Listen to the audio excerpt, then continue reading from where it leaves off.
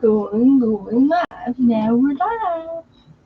Okay, here we go. Here we go. Hello, hello. Here we go. This is Tuesday night. Tuesday night. Woohoo! Welcome Tuesday night.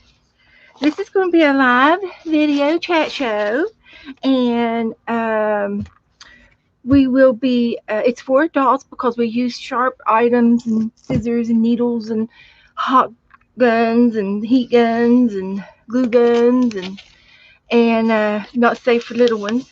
So, and it's also a live chat show, and we will be interacting with the chat room. So if you're watching this at a later time and you want to zip through the boring parts to get to the fun parts, I invite you to do so.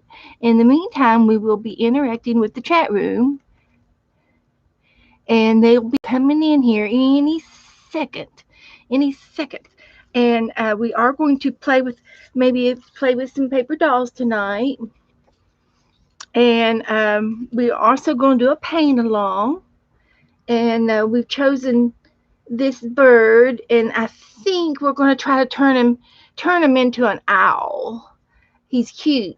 But we've been talking about owls in here this past week or so. So it seems fitting to turn him into an owl, and I'm sure that you all will love it. And we might need him for inspiration. We could do that too. So, hi Melissa. Melissa's number one tonight. Melissa, you're number one. Woohoo, Melissa. Hi Melissa. I'm glad you've been working in your ABC book and your glue books, and I'm glad. I'm glad. You should be getting some magazines pretty soon. If you haven't gotten any of them, you will be getting a few soon. So hi Allison, hi. And Mina's here, Becky's here. Hi Becky. And Joy's here. Yay, good Joy. Good Joy. We're going to do a devotion tonight. It's going to be so cute. I don't know what I've done with it. Here it is. This is our devotion. It's the Starfish Story. Yep, we're going to do it.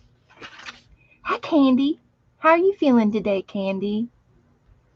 Now, Allison, are you getting ready to go to bed here soon? It's your bedtime. It's your beddy-bye time.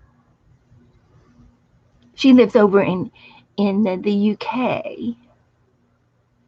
So we are going to paint this little guy here, and we're going to turn him into an owl. He's going to be an owl. So we're just going to make his eyes a little bit bigger and give him a few little ears, little horns. Make him a horn-eared owl. You got some happy mail from Teresa, Melissa? Great.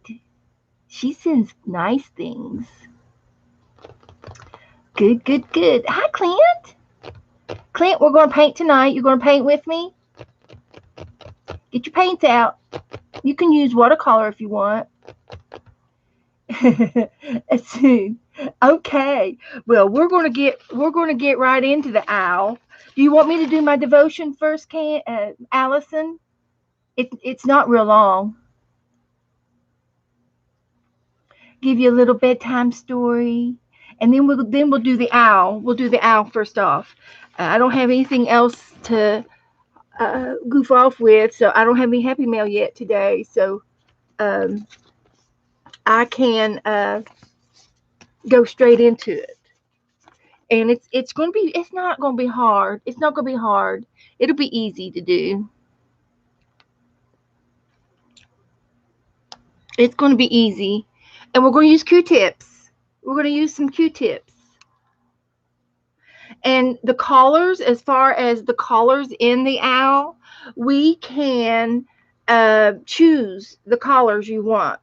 If you want to do this rainbow collar, that's great. If you want to do it in shades of browns and tans and and black, that would be fine. Shades of blue or shades of pink, whatever color you want to make your owl, you get to pick the colors out. Yep, it'll be fun. So I'll go ahead. I'm going to go ahead and do my devotion, and it's going to be real easy. I'm just going to use this piece of paper. Oh, Heather, don't you worry. We all speak Taiwanese in here. You're allowed to have Taiwanese in my room.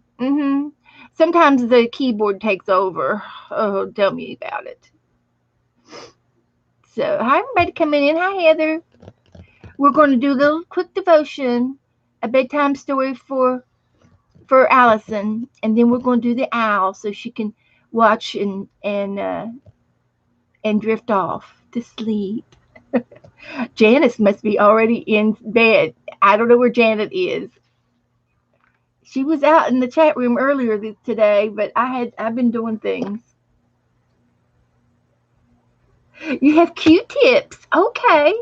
Well, you can paint with them.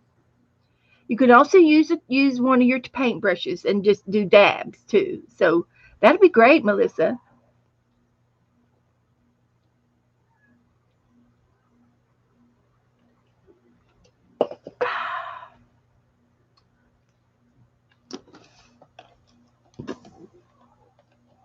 I will probably use Q-tips and paintbrushes just to show you all the variety. So we'll just wait just a few more minutes until some people get in here. And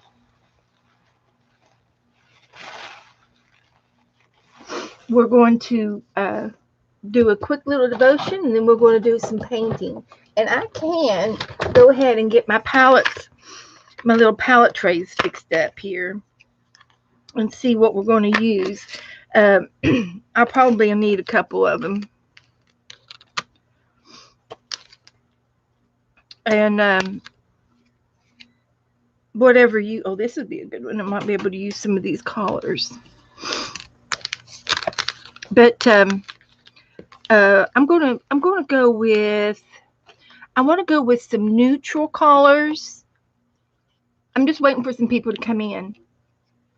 I want to go with some neutral colors, like that's a beige, which is a natural beige, and I want to go with this taupey color beige.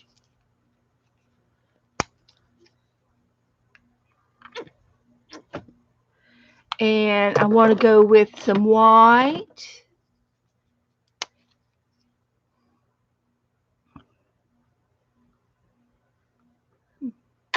If I can get it out. Go some white. And I want to go towards some of the browns. And I might even use a little bit of gold. Oops. It dripped out. That's all right. We'll manage. And I'm going to go with some browns.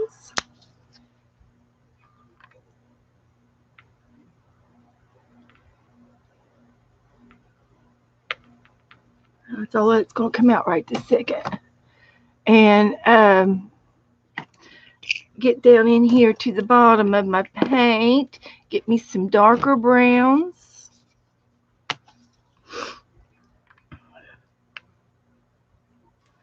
And I probably will need a little bit of black. Now you can use any colors that you want, okay? You don't have to be like me.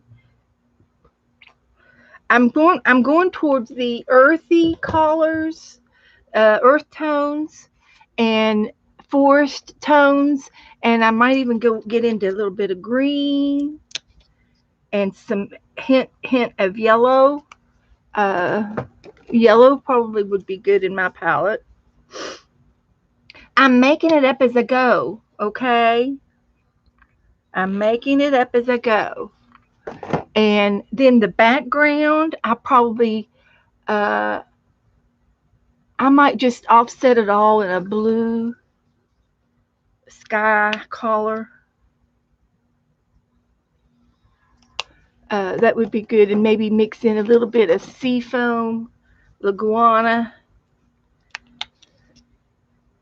for the background streaks, and I can always use a little bit of white.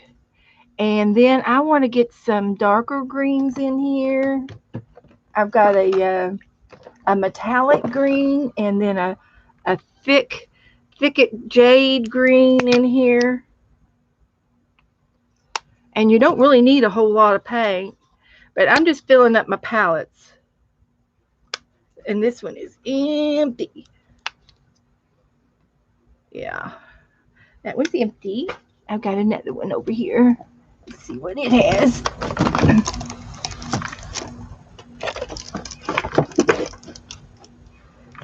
So, hi everybody coming in. Hi Tammy.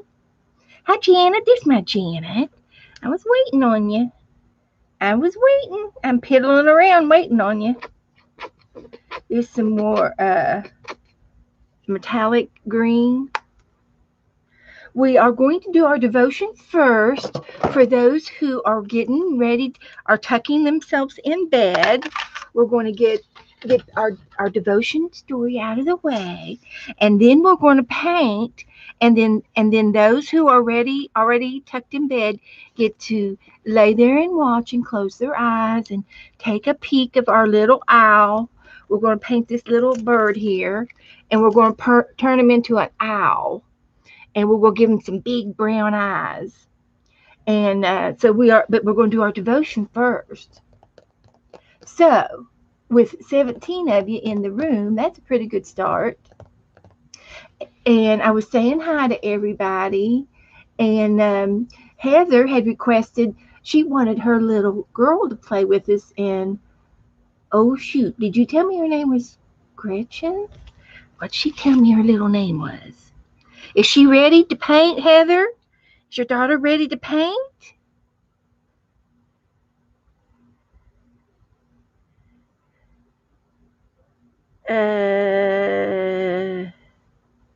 What'd she tell me? She's 13. Gretchen's right. Yep. Oh, Melissa's working on her Women Power book. Good, Melissa. That's good. Hi, Gigi. Hi, honey. Welcome home, Gigi. She went on vacation. She took all of her kids on vacation. Good mama. I didn't even ask where you went. Where'd you go, Gigi?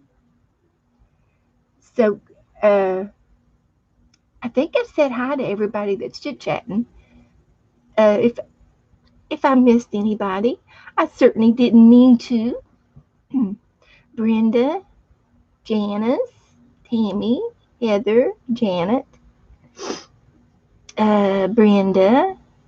I think I got everybody. I said hi to everybody. So we're going to do our devotion first, and it's going to go with the starfish that we painted the other day. So with that, I'm going to go ahead and bring it out for inspiration. This is our inspirational piece. And since we already made it, I don't have to really do it again. I'm just trying to fix it so I don't mess my paints up. Because you know me. Doesn't take much for me. But we did a starfish, and we did a felted starfish. So we have 2 starfish in our story tonight. And we can look at both of them. So there's 19. I just need one more, and there's Mary Berry. Hi, Mary. Hi, everybody.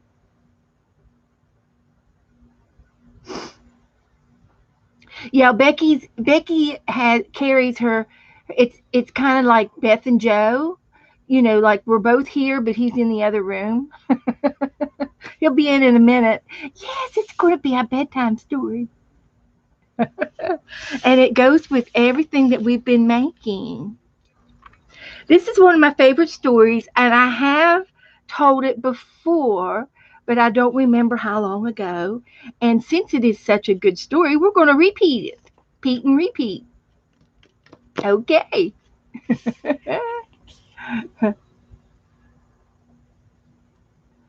So, anyway, I'm gonna go ahead and start, and then we're gonna paint, and we're gonna paint an owl, and we're gonna get right into that because we have Heather and Gretchen. Our a special guest is Gretchen, and she's going to paint along with us. Okay, so the story is the Starfish Story. It's not very long, so you better listen up. Hey, listen up, listen up. Here we go. One day, once upon a time, there was a man walking along the beach, and this man, in one story that I had read years ago, he was on kind of on a little weekend vacation, and he was at a beach house, and so he gets up and he wakes up and he's having kind of a bad day. He's kind of things aren't going well at home. He's a writer. He's having writer's block. He didn't have anything to write about. He can't think of anything to do, and he wakes up early in the morning. He can't go back to sleep, so he goes down and he walks on the beach. And down the beach a ways, he notices that there's a little boy, and he keeps bending over, and then he keeps slinging his arm out, to the ocean. So it's like he was picking something up, and then he was throwing it in the ocean. And that's nothing unusual for kids to do that. They throw rocks in the creeks and skip rocks on the ponds and stuff. So it was really nothing too unusual to see a young boy throwing something into the ocean. But as he got a little bit closer, he gets up to the little boy, and he says, "Well, what are you doing?" And he says, "Well, do you see all these starfish on the ocean beach?"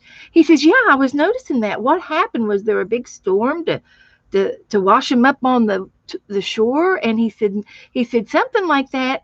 And the boy kept picking up a starfish. There were tons of starfish, and he kept picking them up and slinging them back out in the ocean.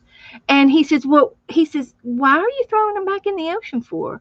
And he says, "They're alive. They're still alive. And if I throw them back in the ocean, then they have a chance to survive again, and they won't die in the hot sun. Because if they stay up here on the beach, they'll die and dry out and become seashells for somebody's seashell collection. So he was picking them up and throwing them back in. And so the guy says, "Well, you know, look here, son." He says, I'm much older than you, and surely you don't realize that there is so many sea starfish on the beach. He says, "You can't possibly get to all of them and throw them all back." He says, "Don't you realize you're just not going to make a difference at all if you throw any, or don't throw them all, or throw any at all?" And he said, "Well," he said, "Mister," I understand what you're saying." And he picked up another starfish and he threw it in the ocean. And he says, "And I understand the surf might throw some of them back." And he continues to bend down and pick up another one and throw in another one back. And then he smiles up at the man, and he says, "Well," and he picks up one last one and he throws it back in the ocean. And he says, "I made a difference to that one." That's the story. He made a difference with just one starfish at a time. It's true, he didn't have the physical means and the time means to be able to go all the way up the coast and back down the coast and start throwing them all back in at 100% back in. But he was throwing them back in one at a time, and one at a time he kept making a difference. Made a difference to that one, made a difference to this one. So so when you think in your life that, you know, who am I? I'm just one little peon over here in this in this end of the road. Who am I? I'm not gonna it's not gonna make a difference if I vote. But it does. It does. If everybody stays home with that attitude, then no votes will be cast, and we won't have a balanced uh, world that we're living in. We won't have a chance to make things the right way and do things the right way if we don't participate sometimes. And it might be with a game, oh, you're in a school gym, you're in school. Of course, I realize COVID and all that, but if you're playing with a group of kids, and you go, oh, I don't want to play, and it's like, oh no, Beth, we need you to come play. He says, we don't have enough people to cover base. If you could just cover third base, we would have enough people to play. It takes two people to play a card game, and it takes a group of kids to play a board game. I mean, card games are fun, and I'll play cards anytime, day or night. But if you get a chance to do a group and include more people, well, it makes a difference if you play. So you can make a difference in your life whether or not you art along or you watch. If you watch and stay in the balcony, that's awesome, because you know why? We have to have somebody up there to be on popcorn patrol. If you're not up in the balcony controlling the popcorn flyability up there, it might go into chaos, and then they all might get kicked out of the balcony and get kicked out on the street. We don't want anybody out on the street. We want them to stay in the balcony. We want everybody to participate in the group, and there's always something to do in this group, whether you draw, whether you sketch, whether you paint, whether you just write notes, say, oh, I'm going to draw starfish this week. It didn't have to be today, but it might be this week or this month. So it does, as long as you participate, it makes a difference. If nobody came in here and watched me, I don't think I would be doing this. If I didn't have anybody to talk to or anybody to share this story with, I would be talking to myself. And you all know where that leads us. We go into the crazy house. And Joe still thinks I'm talking to myself because he doesn't hear any other voices. but you have to learn to read the voices in here in this chat room. So it does make a difference. You make a difference. Everybody makes a difference. So that's my little starfish story. Isn't that cute? And I'm going to put this on this page and use it as a little reminder that we read the story again. And this story is all over the internet. If anybody would like to use this story, share this story on your channel, you might as well, because there's a lot of people in here that have never, we all can't go to everybody's channel all the time, but some of the time we can go. So you're welcome to share anything that I have, that I do in my rooms. You are welcome to share and do it again. He does. He reads the chat and he's talking to you guys, Joy. So you're right. You're right. So anyway, I'm just going to put this in over here, the little tip in. And I'm not going to even use any wash. I should use a washi tape, but I'll just use some tape. So this is in here in this book. And so that was that. Yeah. And it's August the 3rd. Can you believe it? August 0 and 3. And I hope I got it 03 and not 30, which is easy to do. I just give it a little test. Give it a little test. That's correct. And I've already dated this, so I know I'm going to date this one. So I'll know that that's when I kind of did it with you guys. And I don't know if it means anything or not. It might mean something later on. And the starfish here that I felted, I am continuing. I'm still working on it because I want to put some seed beads on it and stuff. And so I'm going to put it back over here on the felting thing, and we're going to continue to work on that one Thursday when we do felting.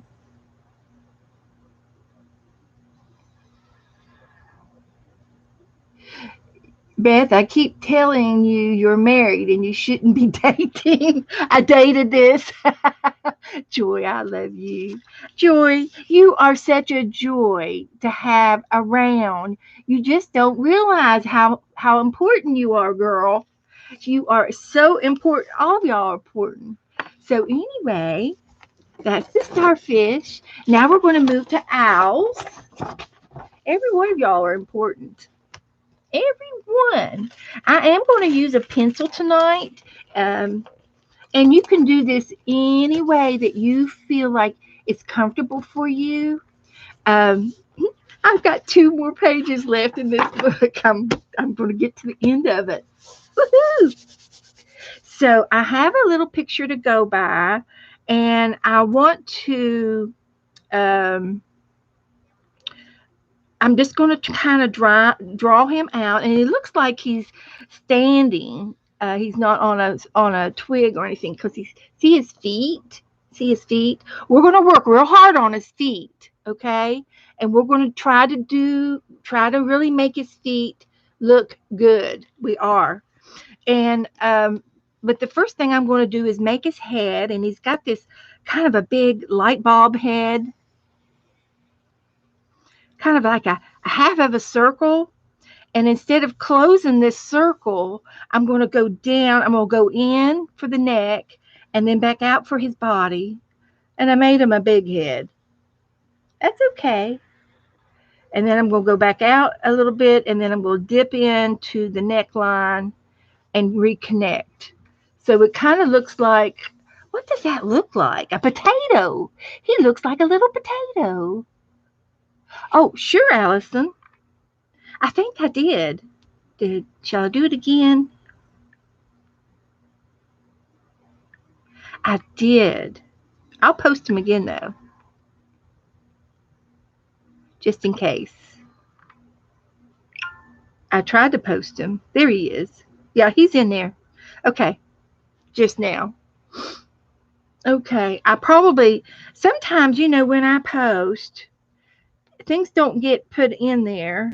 Yeah, I did. I posted him earlier too. Okay, so there he is. So we're going to do him, and we kind of made a potato, and you with your pencil, if you don't like the shape of something, you can erase. Now I don't know why, but every time I ever try a pencil eraser, it always leaves a red mark, or it doesn't work, or it's too hard, or there's something about these erasers that are not my favorite erasers. But I bought some of these white erasers, and they are very good on this art paper. They're very good on the art paper, and they're very good in erasing everything off of the mixed media type paper. And it doesn't have to be perfect because we are going to be painting over this line. So it's okay. So I'm making a little bit of an hourglass there, but that's going to be the neck of our owl. And if you want to make your owl a little bit shapelier than this, please do. Please do. There's no, there's all, each one of us are unique, and none of us are built the same. Some people are taller, some people are shorter, some people have a long waist, some people have a short waist, some people have medium sized feet, and some people have smaller feet. So we're all different shapes and sizes, and so are these little birds. They come in different shapes and sizes. So I'm going to turn this into a horned owl, and they have these ears that kind of go up like this, and that's exactly kind of the correct way. That's the right way to do it. The ears are a little bit straighter on the outside, and then they kind of go to a point, and then they kind of curve in a little bit on the inside. And you can make them like cat ears. That'd be fine. But I'm going to make mine like this. And then the eyes on this bird are they're kind of small like this. This is about the size of the eyes in the picture, but we want to make a big eyes for a bigger owl, a big, I guess we're kind of making him uh, animated, and we're going to give him some little bigger eyes for fun. So we're going to make this his pupils, part of his pupils, and then we're making a bigger eye because we want to make an owl.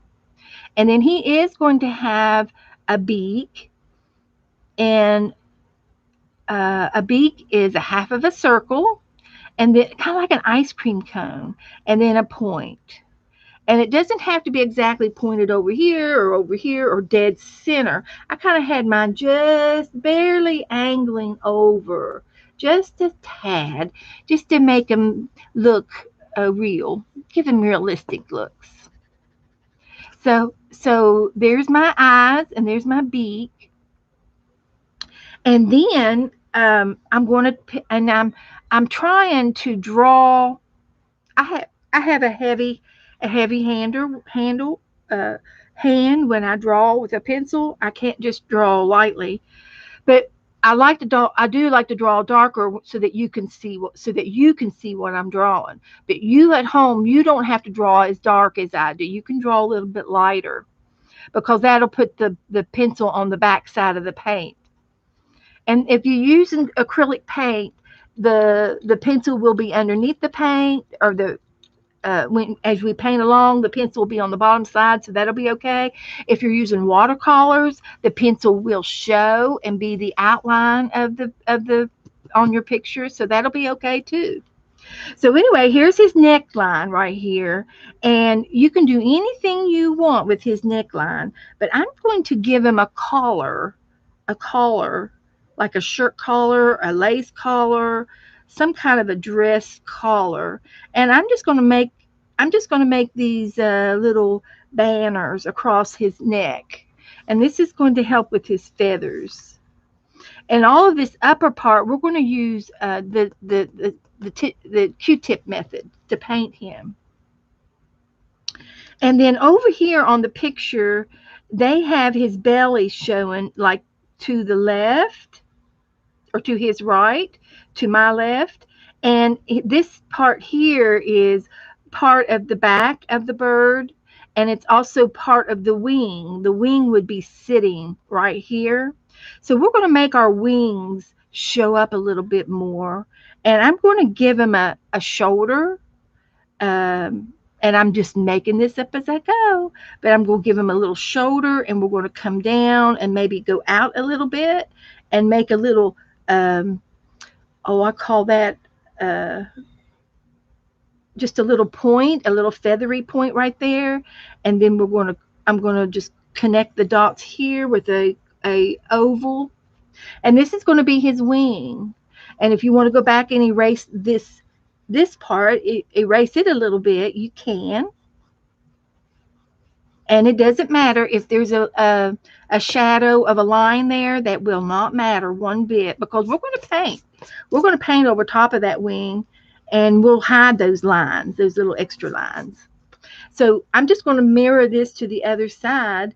I'm trying to think what I could represent this with, but I gave it a shoulder, and then I went out like a curl on a little girl's hair, and then I came back in, and then I domed it, made an oval shape on the inside. So I'm going to do that again over here, and I'm going to make them a shoulder, and I'm going to go down a little bit and make a little hair curl like that, which is winged. And then I'm going to go in, and then I'm going to connect these two dots with a half, not really just an oval of a shape.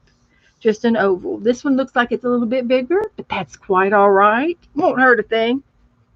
That's just the way he's sitting. He's just a sitting that way.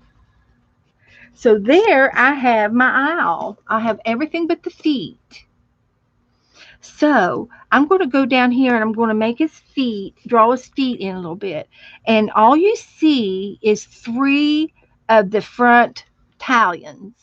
He's got a fourth one, and it's in the back laying down flat. So all you do is you see the three in the front.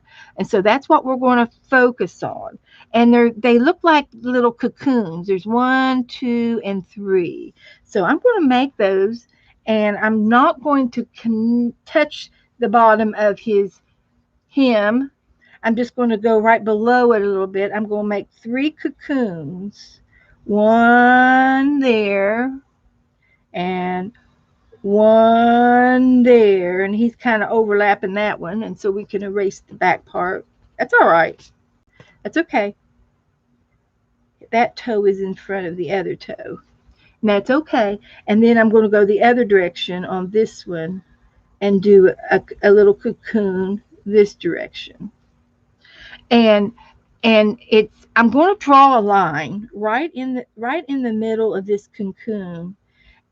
I'm going to draw a line because the top part is going to be a dark orangey color, and the bottom part is going to be a light yellow color, and it's already outlined with the pencil, so that's good. And then there's going to be a fingernail, so it's kind of like a comma. A comma, if you know what a comma is, it's a circle with uh, it's a comma. You should know what a comma is. If you don't know what a comma is, uh, it's a writing character, and it's a circle. And I'm going to show it to you on a real big scale because I just want you to see what a comma. You draw a circle, and then you draw this caret. This caret, and then you shade it in. Shade that in, and now it looks like a fingernail, a bird fingernail, a Italian. And that's what we've got here. It's a little circle with a caret with a sharp sword that curves. It's a curvy knife. I don't know what else to call it. So there's our commas, and that looks like our feet. Can you see that at all? I'm going to show it to you. It really looks pretty good. And I'm not a sketch artist. Come on, where is it? Where is it? Here it is. Look at that. Okay. So the top part is going to be an orangey color, and then we'll put yellow on the bottom part of that foot. And it's going to actually be connected. It's going to be connected to the bird with an ankle, something of like that. So you can put the little ankle in if you'd like. So how about that? Who's drawing? Who's drawing along with me? Oh, Joy found a needle with a large enough eye. Oh, good. Okay, so now I'm going to go over here and I'm going to make the other foot just like this one. And I'm trying not to spill my paints. Doing pretty good.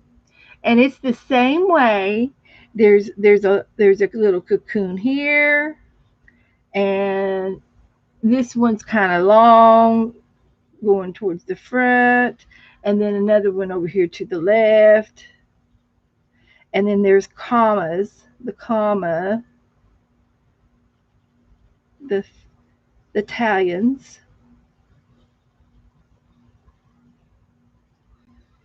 And they have sharp ones. And I do know a little bit of trivia about owls. I do. I know some trivia. Their feathers, the way their feathers are on their body, and their wings, the way they grow them in, naturally, of course, the way they grow, is there's a way, there's a certain way that they grow, and then when the owl flies, he's like a stealth. And if you know what a stealth is a plane engineered by man to fly without being noticed, without being heard. He's quiet. So the owl can fly so quietly that the animal on the ground cannot hear him flapping his wings or his feathers or anything because he's quiet. And he that's right. He he can swoop down quietly on his prey, which is a natural thing for animals to survive, and they have to eat, and that's part of the wild, and that's part of the life cycle. And but he can fly down and get his dinner, and without being noticed. So there's your tip of the day. Yeah, the feathers are special, and the way they grow in the directions that they grow and all that jazz.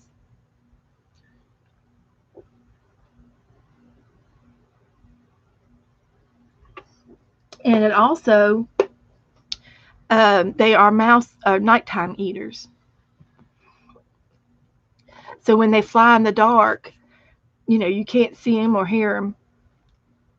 Okay, so I think we're ready to paint. Let's get started. Now I'm going to use some Q-tips, and I am going to use some paintbrushes too. I've got a little bit too much on my desk. So let's try it this way. So, so I'm going to start up here with his head, and I'm also going to probably be using some paintbrushes, and you can choose any kind of paintbrush you want to choose. But if you look at these kind of have different points. This one's kind of bushy.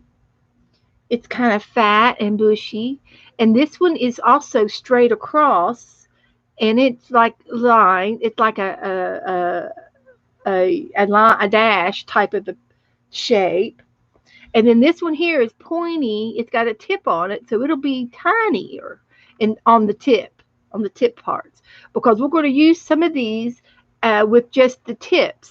But since I said we're going to be using some, I knew it. I knew it. My hair got into the paint. My craft hair. Okay, no problem. We got more.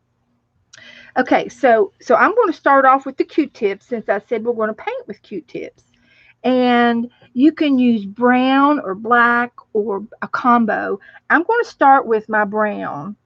And and all I'm doing is I'm going to go around my owl on the lines that I've drawn. And I'm going to go around his head. And if you need to dip back into your paint, please do. And I'm just going to go around the edge of my lines. And this is kind of covering my line. Now you can see I'm not doing right next to each other. Some of them are, and some of them are a little bit apart. And that's okay. So take your time. You don't have to connect your dots because we're going to go in with another color.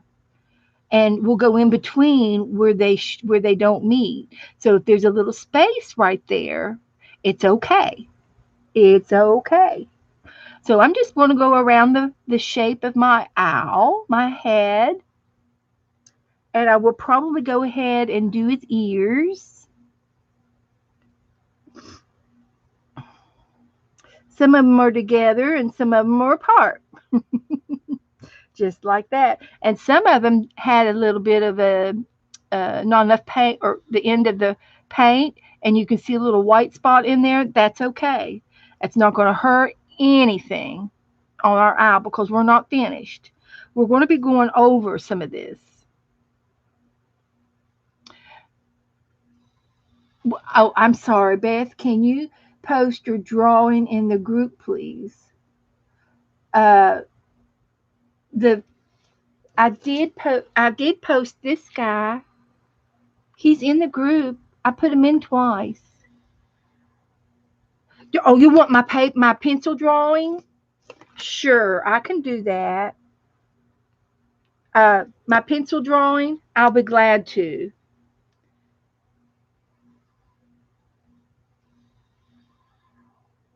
And I just used the picture. I did. I just used the picture. Here we go. Sure. Picture, photo, bird. Maybe that'll help you. Okay, he's in there. And it's real simple. It's not real hard. This is a very simple shape for the bird. Oh, Joy's in the house. Okay, what do you call an owl with a low voice? A bass owl, an owl bass. I don't know. What do you call an owl with a low voice? A growl. That's cute. Gretchen, Gretchen, did you hear that joke? You're gonna have to write that on the back of your paper. It's an owl joke. What do you call an owl with a low voice? A growl. Write that down. Need to write that down.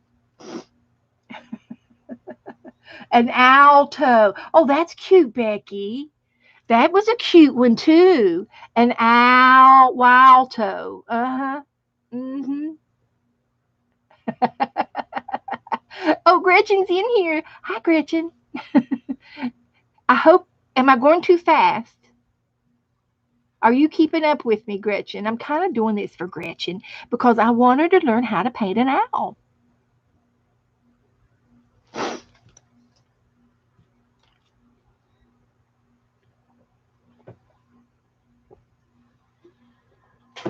I did have a second choice.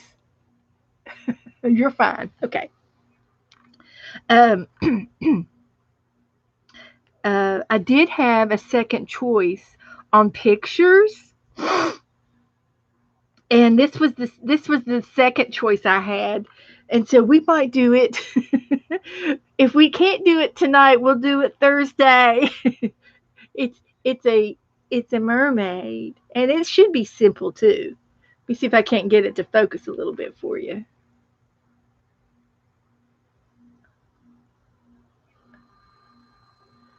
Isn't that cute? It's just blue and green and brown and beige.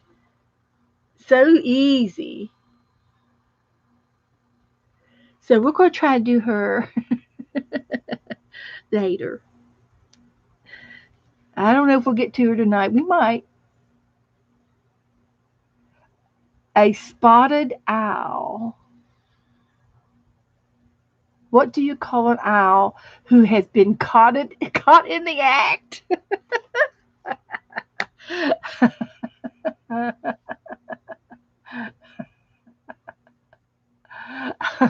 Janet says, "Oh joy, you're a hoot." Oh, it's going to be a long night. Okay, so anyway, I did my face. I'm going to do my ears next. I'm going to try to stay focused. And I'm using the same Q-tip to paint with. You can use the same Q-tip and you can just use the other end when it gets icky. I usually do it until the cotton gets too soft to play with anymore. So these are his ears. And I might as well go ahead and do his eyes. I'm going to dip into the black and do his eyes. And I'm going to make sure I go kind of on the inside of that pencil mark. I'm going on the inside to make them oval, not fat. That makes sense. And we'll do the other eye.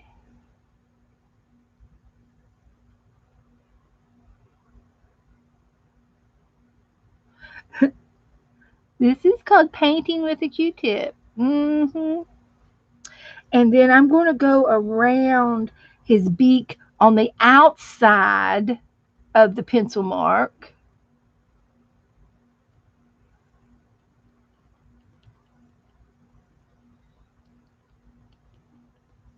And so the inside's going to be orangey. And I'm going to go ahead and go a little bit around his black with black. The circle in the middle of his eyes. It's going to be his pupils somewhere in there. And I'm going to worry about that. I'm going to let this dry, and then we'll do something else inside there. And we'll go ahead and take my black and go around and maybe hit some of the spaces around his face, and with black, and it's going to be a brown and black high, outline on his face, and you just sort of dot, keep dotting along.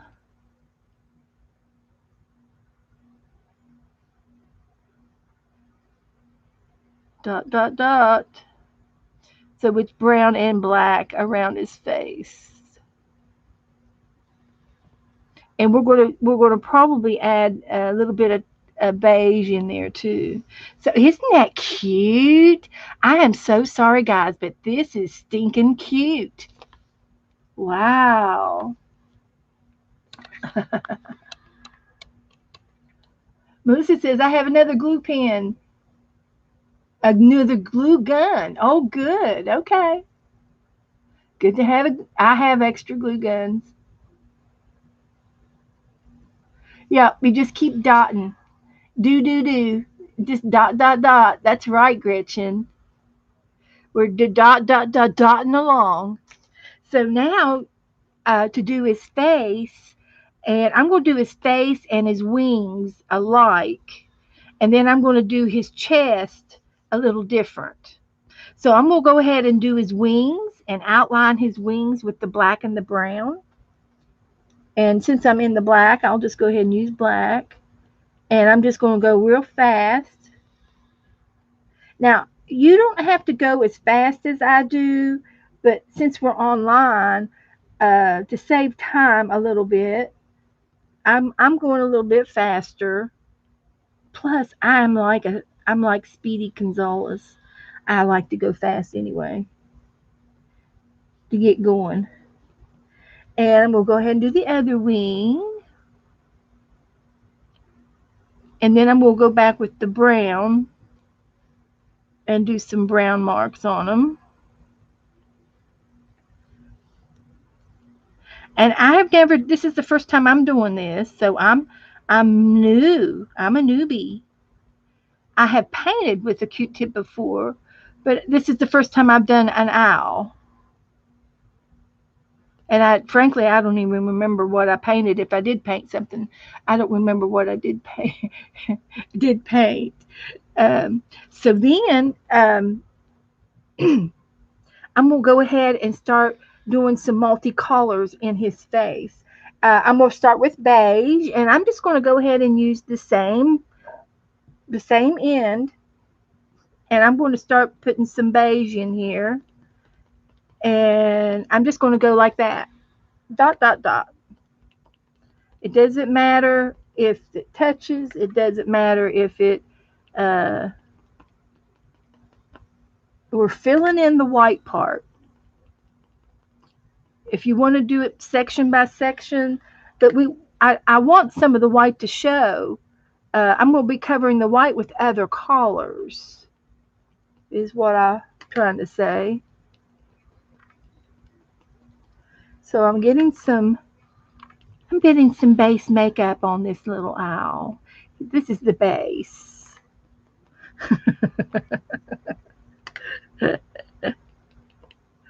And I'm going to go ahead and do his wings with this color.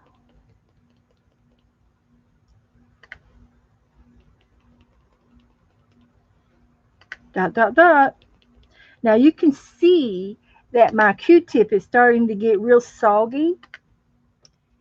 So after this one, I'm going to switch ends. And since Q-tips, usually we have an abundant amount of Q-tips. If you don't, then you might want to hang on to this end till the end of the picture. But since I have several Q-tips, I'm just going to cut my end off just to be clean. And there it goes directly into the garbage. So I'm going to use the other end now. And I'm going to go into my my uh, my flesh color beige, and I'm going to go and hit some of the white marks around the tan. So I'm continuing to fill in my owl,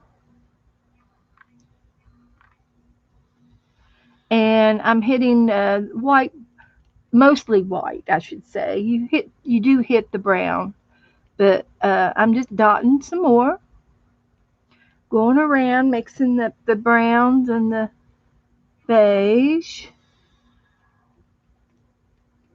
Now I chose these colors. Now you might choose multicolor, and that's okay, or whatever colors that you have. Oops, I dipped into the wrong one, and that's okay. This could use any kind of variety of colors. No right or wrong, really. I think that having the black, it looks great on the computer. It looks great over there. Oh my goodness, it looks really good. So I can look at the computer. It's like standing up looking at this, and I can see that there needs to be a little bit more beige right up in there. It helps me.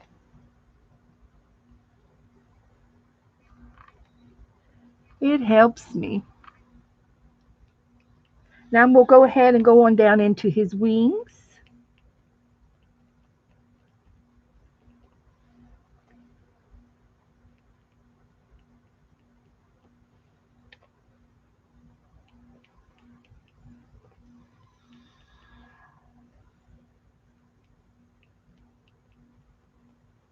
I'm in the zone. I'm in the zone now. Oh boy. That's where it starts getting interesting.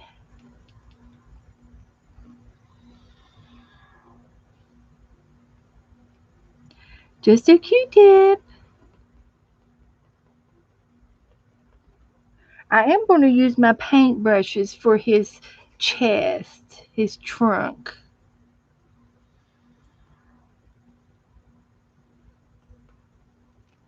Okay. And you can always go back and revisit a shade if you find out later that, oh, I wish I had a little bit more, you know, flesh over there. Well, you can still go back in and get it. It's, everything's still open. So now I'm going to go in, and I can see right through here I've got too much flesh. It's there's not enough brown right here. So I'm going to go back into my my tan, and I'm just going to break that up just a little bit like that. And then that line is gone. Woohoo! Woohoo! I love it. Right there. He needs one right there. I love it. Okay. The next shade I'm going to go into is gold. I did put some gold out over here, and I'm going to use the same Q-tip. You can change your Q-tips out between each one if you would like. There is no right or wrong. It's your painting. You can do anything you want. And my gold was real thick the last time I used it. So I had put a little bit of water in it. So my gold is a little bit juicy. We're putting freckles on this guy. Yeah, that's what we're doing. And the gold will look good here in just a minute. And I'm going to go ahead and get me another Q-tip. I feel like my Q-tip was soggy. And I do have some other gold. Because see that right there? That turned out to be like a glob. The gold had ran where it was liquid. And we can fix it. And I'm going to show you how. I do have some more gold paint. And I'm going to put some of this in there. It's the same color. It's just a different product, different brand. And and it's thicker. So I need something a little bit thicker. And as soon as this dries right here, I'm gonna go back over with the brown, the taupey tan, and the beige, the flesh, and make that dot, that glob, a little smaller. Yeah, we can fix it.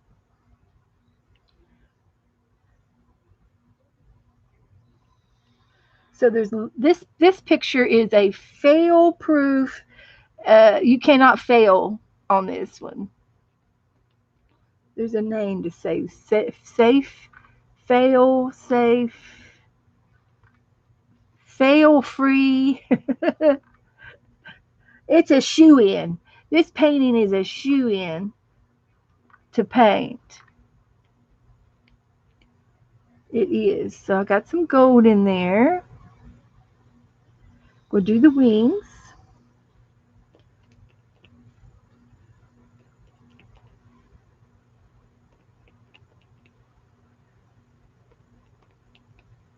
And with this painting, the way we're doing this, let it dry real good. And then you can still go back with more color on top of it after it dries. Now, I want to make sure that you don't turn it to mud, your collars. But if you I do have a fan. I got two fans on in here. So that fan that's blowing this away is really helping me dry this in a fast mode. So that's good. I can get the heat gun out too. So isn't that cute? I love it. I'm just looking around to see if there's needs to be. It looks great. It just looks great. That's all there is to it.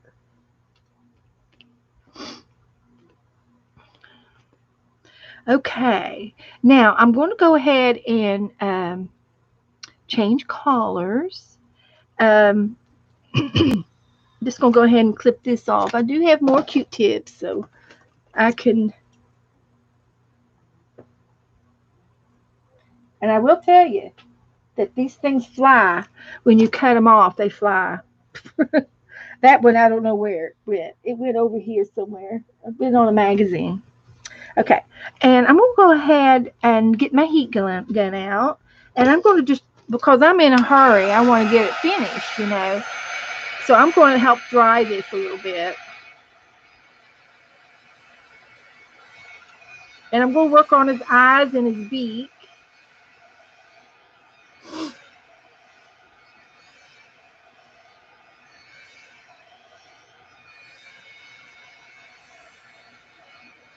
And this is uh, a great painting to do with your kids and grandkids. If they can hold a Q-tip, they can dip. Just as long as they don't put it in their mouth or their ears. Oh my goodness. Don't put the Q-tips in your ears.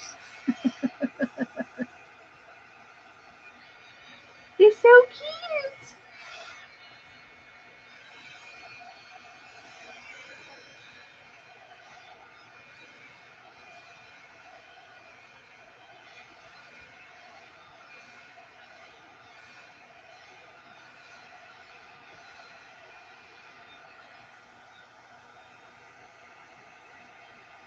Okay.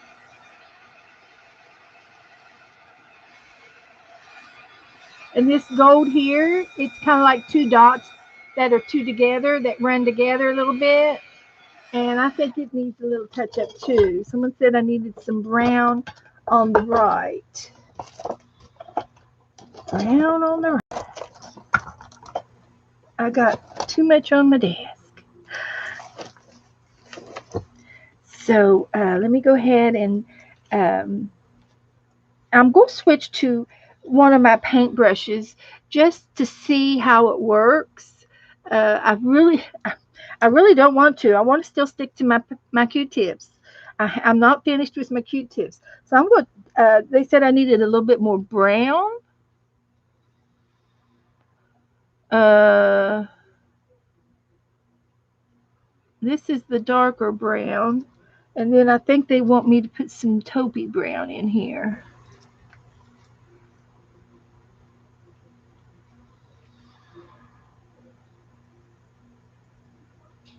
Whoops, right there.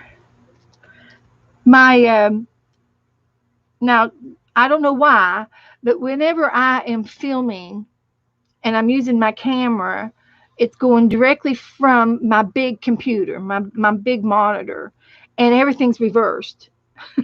So I can't figure out right or left on the aisle on the big computer, which I like to look at because it's so big. It's a big picture. And so I have to point at where I want to put it. So anyway, I'm going to go back up here to this gold spot and just add a little bit of brown to the edge of it, and then maybe it won't look so big. It's a blemish. It's a golden blemish. Did I get the brown spot? Did I do okay on the brown spot?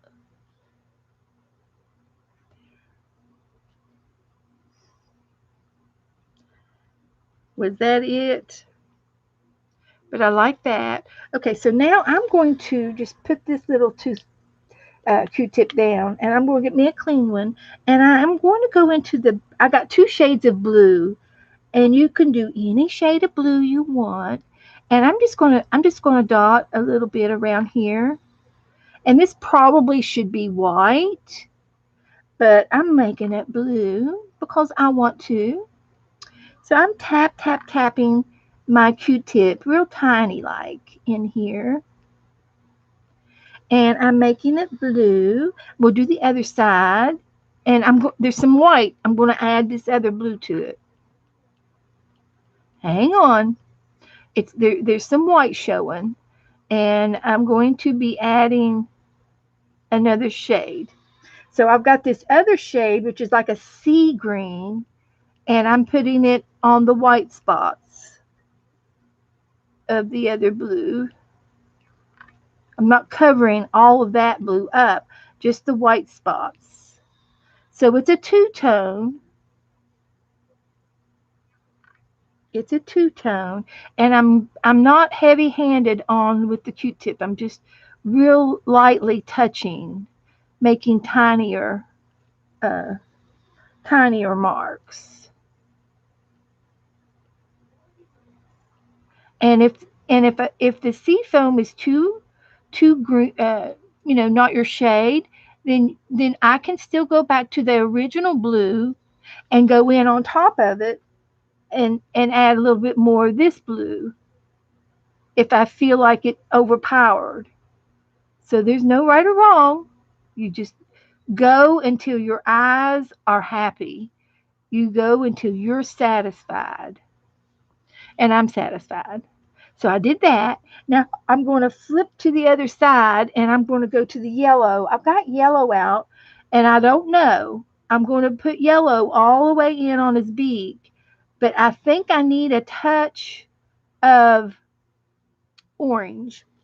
So I don't have any orange out, so I'm going to get a little bit of orange. And I'm going to put just a touch of orange on that yellow.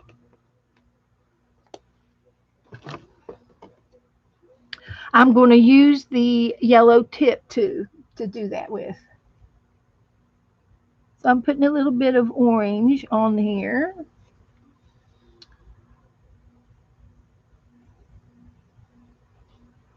So the yellow peeks through or blends. And I kind of covered all the yellow up, but the yellow's underneath there. So if I want to, I can go back into the yellow, leave an orange dot in my yellow, and put some yellow on top if I want to.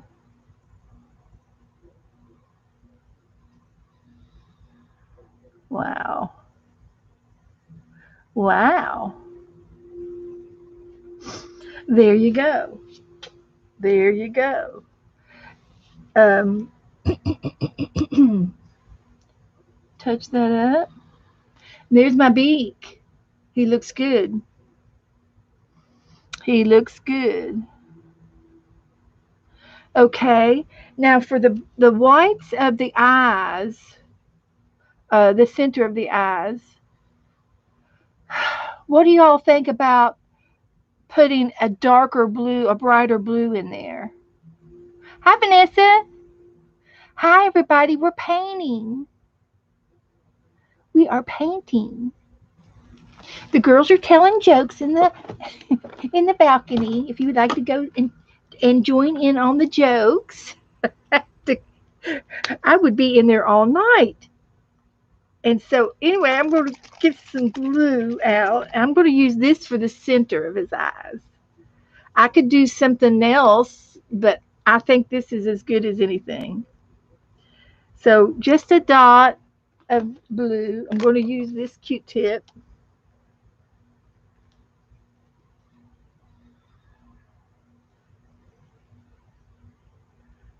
Put some dots in there. And I might even do some, I like that. I might even do some glitter glue.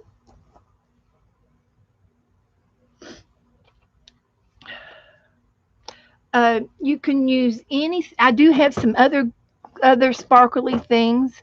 Um, but I since I have this and it comes out in a dot, I'm going to put some dots in there right on top.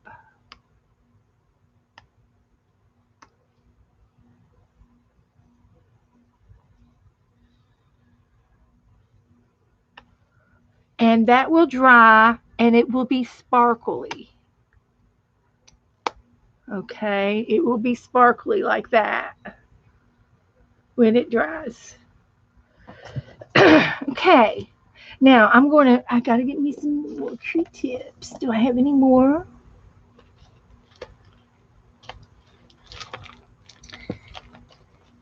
I have more in the bathroom.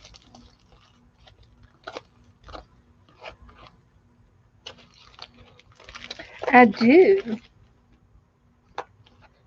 And I'll get some in a minute. Let me just go ahead and put this back up. I don't see any more in there. Oh, I found some. Found some.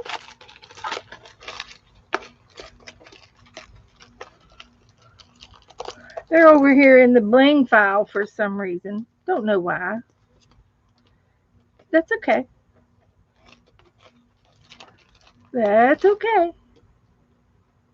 Ooh, I see some bling that I could put in his eyes. Let's see. Hold the bus. We have a rabbit trail here. I found something that I like. This one.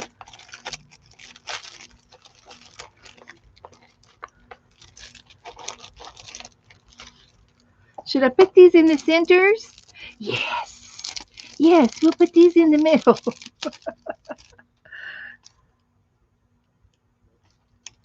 of his eyes.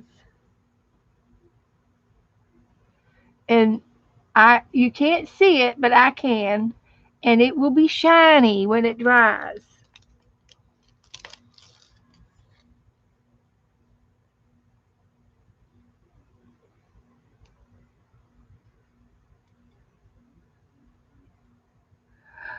Hot dog.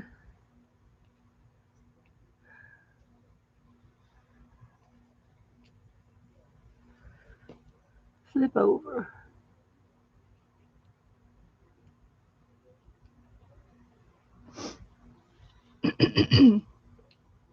Not sure, but I think I might have messed that one up.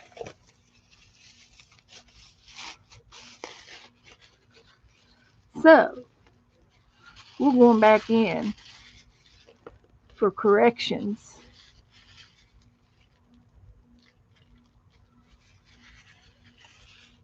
I think it'll be all right. I'll fix it.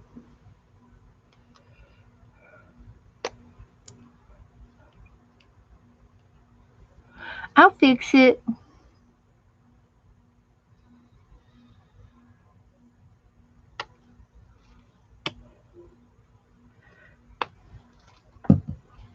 And I just have some tweezers. That's what I should have used. Like diamond painting. There. That'll work. And all I need to do now is take a little bit of black and touch up my black.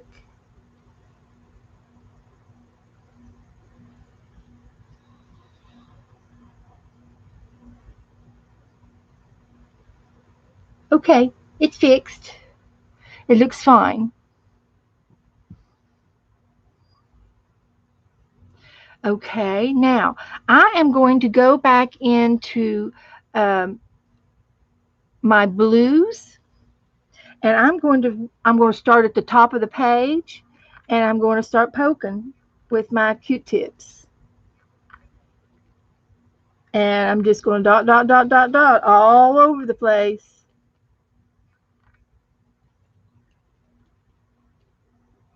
Dot dot dot.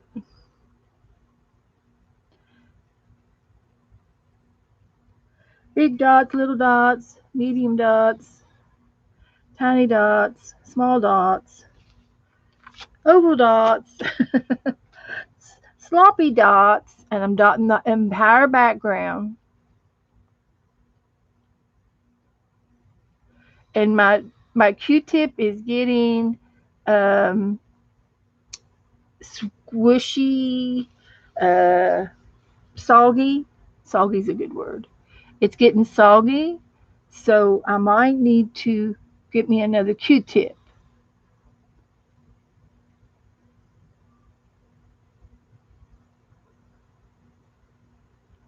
And my paper keeps lifting up a little bit, so you might need to um, get a little paper clip or something to maybe hold it down a little bit, just on the edge, like that. And that way, when I dot up here, it's not going to lift that paper up on me. So we'll get my Q-tip back. And see, it stays down now. Yay! Not too bouncy. So I am doing some dots in the background. And the reason why I wanted to get up here is so that then I'll do this next. His belly, his chest. And I am going to be using both of these two blues.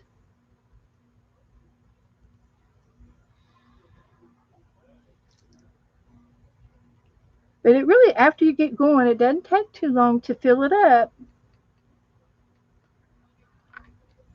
Now, if you were doing this again the next time, if I were to ever do it again, maybe I would paint my whole paper first in a wash.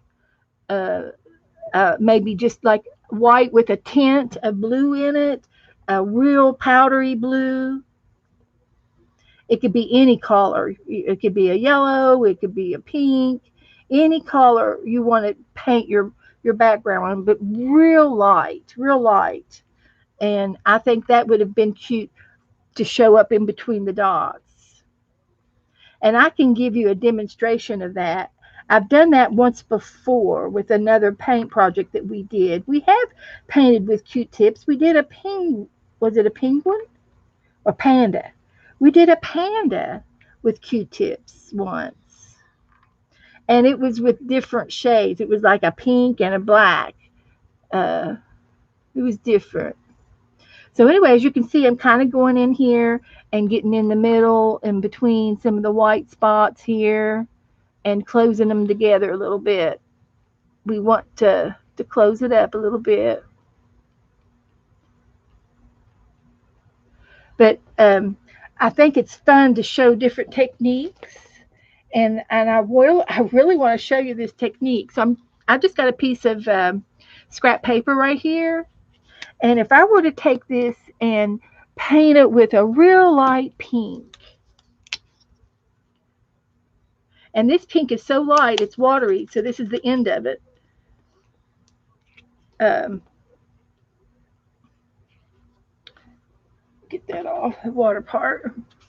But say, for example, I painted this all pink, and this is like a cameo pink. It's not it's just real light pink. So I'm painting my background with a pink.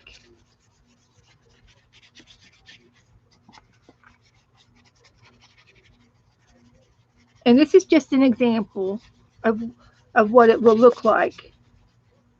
And we'll let this dry. We're going to let that dry. Just painted it a pastel color.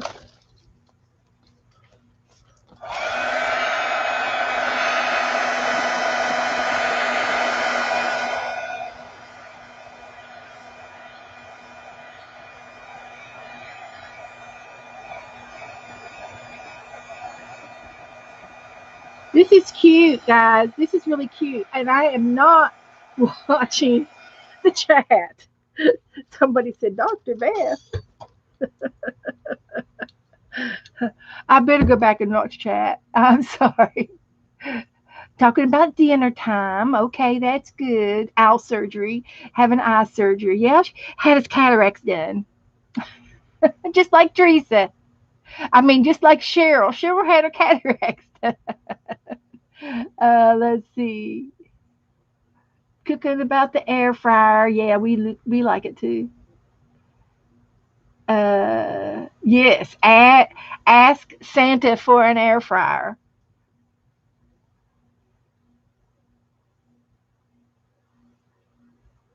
Oh, cool. Beth will show mine tomorrow. Did you post yours already? Here's the link to my group. Oh, thank you, Vanessa. But anyway, I wanted to show you this. If this was your background before I started drawing on it, then you can draw with a pencil on this. It takes pencils. Acrylic paint will take a lead pencil pretty nicely. And so then you would take your Q-tip and do blue in the background, just like I did there. And then this is what it's going to look like. I'm a wasting paint, but it's just a Q-tip. So if you had this down first in your background or on your owl, it could be anything you do, and you put this down first. My Q-tip is soggy.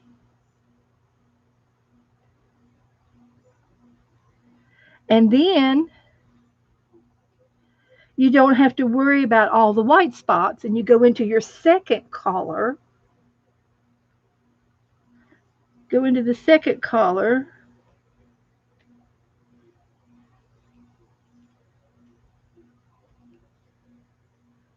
And then the pink still shows through, but it's like an accent color, you know, and you can use any color coordination you want. So that's what this would look like if you had another kind of a background, and of course you could still try to hit all of the pinks if you wanted to, but that's what that would look like with without trying to get all the white. But we're going to try to get all the white. But that's your there's your tip of the day. Oh, she's going to post it tomorrow. She's not finished. Okay, Cheryl. Thank you, honey. So I'm still using this Q-tip, and it's soggy as can be. So I'm going to have to switch out to another Q-tip.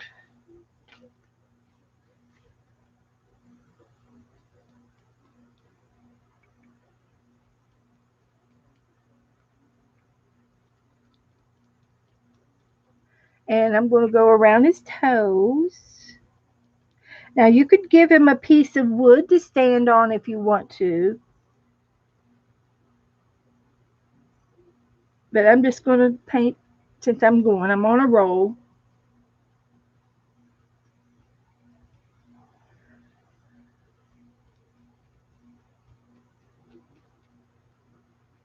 On a roll.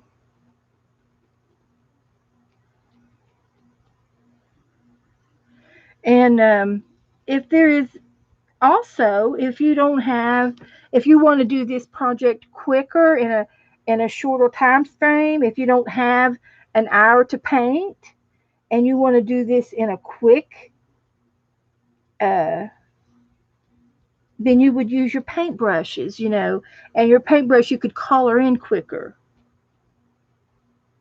But this really is cute. It's cute. It's cute. It's cute.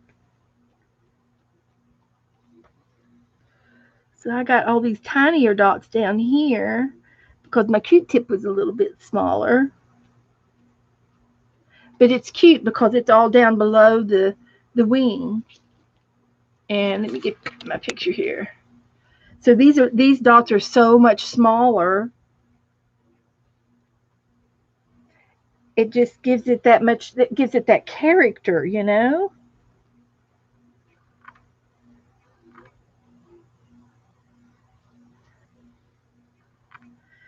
does.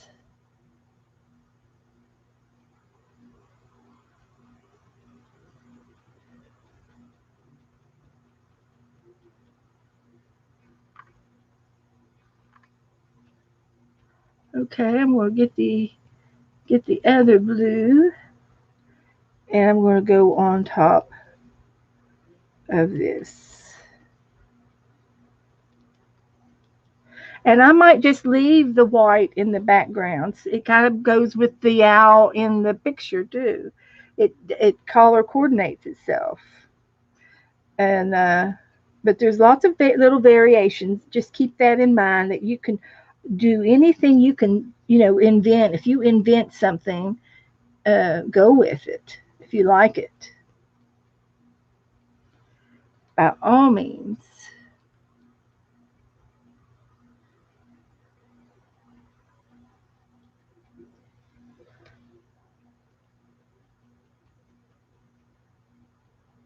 I was I was laying in bed last night thinking, and I had an invention.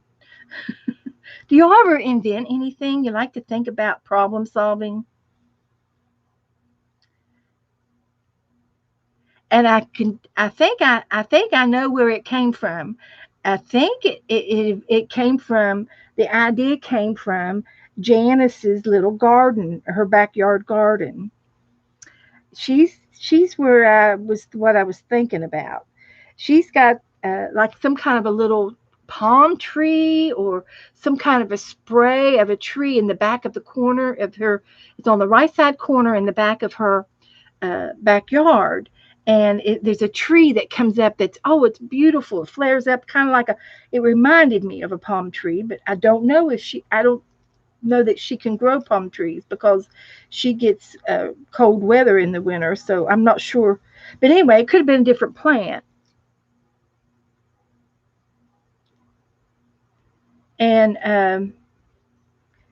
and it reminded me of bamboo.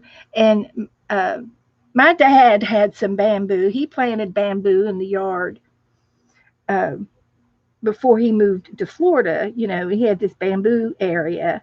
And if you don't know anything about bamboo, it's really easy to grow. You can't kill it. I'm serious. I'm serious. You cannot kill it. Wintertime will not kill it. It'll grow up north. It'll grow anywhere. Bamboo will grow anywhere. And it spreads. It just goes, the roots go absolutely wild. They spread, and they go under, and root come up out of the ground, and a sprout occurs, another bamboo sprout occurs, and that's how it multiplies itself. Well, come to find out, it's what they call a nuisance plant. It causes a nuisance. It's one of those plants that you love but you hate, because you can't get rid of it, and it comes up everywhere. So I've often wanted to plant bamboo, and I thought, well, how could I plant it without it taking over the yard? So I come up with this invention. It's crazy, but it probably, the thing about bamboo is you cannot contain it to one area, because it will sprout up 30 feet away. The roots bury, and they go wild, and they grow and they grow and they grow till they come up somewhere else. But the way I had it is, if I planted it in a flower bed, like, if it was, Janet's asleep. So if you have a flower bed, and it's marked off either by stones or wood or railroad ties or 4x4s or whatever. If you had a flower bed, and of course you want a large area for bamboo, because it gets really big. You can grow bamboo, big around like this, like tree size, and they grow. They just grow.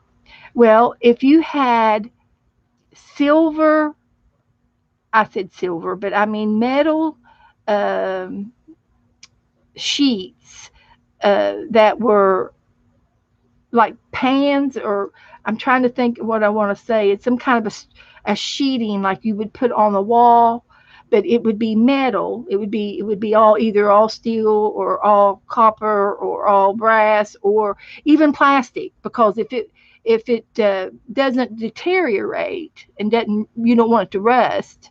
So it has to be some kind of product that will withstand being in the ground forever, so it can't deteriorate.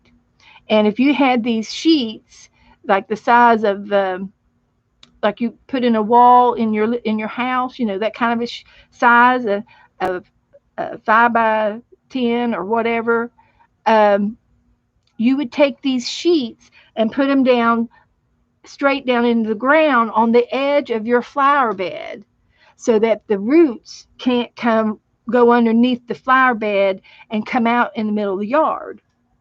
So it would be enclosed, sort of, in the ground, so that it couldn't get away from you. But my question is how deep will those roots try to go? And I don't know how deep they will go in the ground. If there's a 10-foot limit, or a 15-foot limit, how deep will these roots go down to try to come up on the other side? And that would be, a question I'd have to find out. So that was my invention, to contain, uh, to be able to contain bamboo in a flower bed. And that was my invention. I was going to sell these sheets that you have to insert into the ground, and they're thin enough to go down, but they're strong enough to pound them in the dirt. So I don't know how I'd have to get Joe to help me to engineer how to install them, and to install them deep enough so that the bamboo will not escape. So there you have it. There's my invention. so we can all have bamboo in our yard. And I love bamboo. I think it's really cool, and I like to make the rain sticks out of bamboo, and I like to make poles with them and things for the yard. And I just like the way they you look. And 3 feet is as deep as they'll go. Oh, thank you, Janice. You looked it up. Um, and um, you can eat bamboo shoots, the baby ones. And I saw a video not too long ago, a week or so ago, and it was a Polynesian lady that went out into the woods and she cut the bamboo shoots and she took it into the house and prepared it and ate it in a dish. And it was really cool. So, okay, there's my background. Now I'm going to switch over to this and I'm going to try to go ahead and continue with um, what I've got. Now I think I'm I'm tempted maybe gray, some silver on his chest, and I could use some gray. This is metallic. I've got some slots over here for some paint, so we'll try some of that. And some, I'd like to have some regular gray. Regular gray would be cute.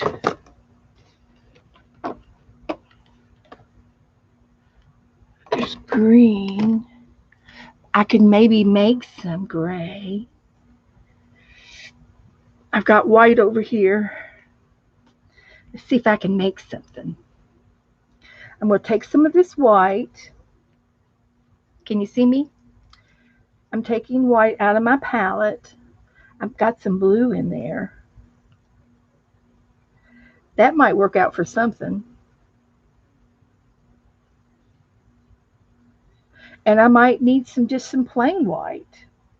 And since I got blue over here, I better save some white.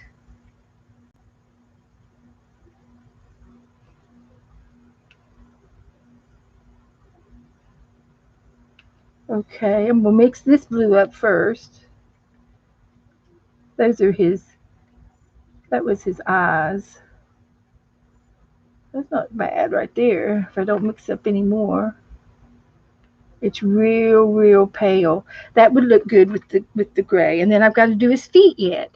Now his feet we said was kind of orangey on top and yellow on the bottom. So I'm going to use my yellow first, and I'm going to go head down on my feet, and I'm going to do yellow on the bottom with my Q-tip. Those turned out really cute. The feet turned out really good. I'm impressed. I am in my own little world tonight, guys. Bamboo roots are very thin and fibrous. Yes. Grass roots. Yes. And they can go down to 2 to 3 feet in the something zones, which is part that actually spreads, and they usually stay fairly shallow in less than 12 inches, 3 feet. They probably go down far. Hi, Margaret. Trust me, they grow. I know. Good luck.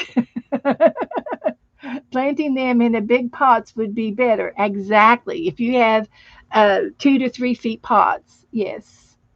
Bamboo is like grass. It puts out little runners. Exactly. You could try putting them in ceramic or cement pots sitting in large saucers. Exactly. You your barrier can be a foot and a half thick. Does have have to be solid and metal like because the boogers can push up through cracks and stones. Oh, well, yeah, I know. That's why I said it has to be a solid sheet. But I was trying to fix if it was not metal, it wouldn't metal would rust. You know. Hi, Barbara. Hi, honey. Hi, Barbara Chicken. We're doing an owl. You should see all the bamboo I have against my fence. I know my daddy had it, and there was a neighbor down here that had them, and I got to harvest as much as I wanted, but he got rid of them. He dug them all up, and I haven't talked to him to see if they found any, because they can, like I said, they can live in very harsh areas. But anyway, yeah, I got some bamboo from my neighbor before he dug his up, and my brother dug up all of the ones that Daddy planted, and I haven't talked to him yet. But I think he paved all that, so I don't think they're there anymore. They're all gone. So there's the yellow, and I'm going to go right into the orange and do the top part of his feet. And the little yellow on the Q-tip doesn't bother me a bit. There's a little yellow on the Q-tip. It don't show up too much. It blends. It blends.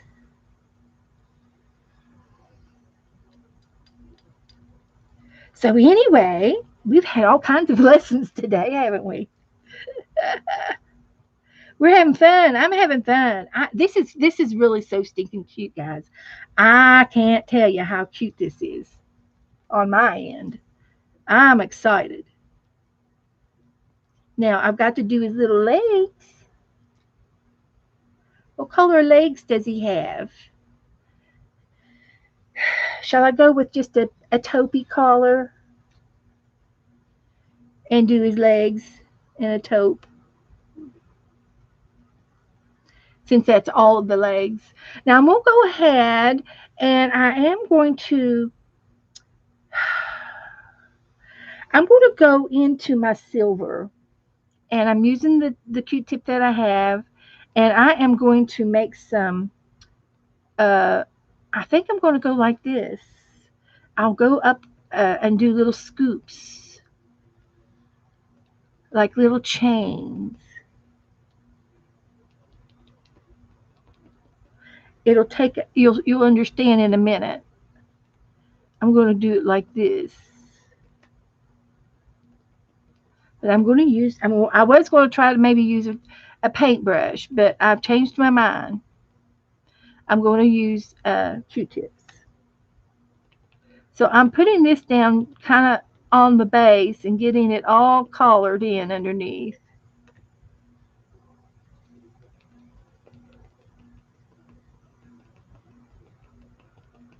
Getting it all colored in by just pouncing my dots, my Q-tips. So I've done the silver. You see that? And then I'm going to do a layer of different colors. And I'm going to keep the the swoop. So I'm doing this taupey color. And I think I'll go back up over the silver part again after it dries a minute.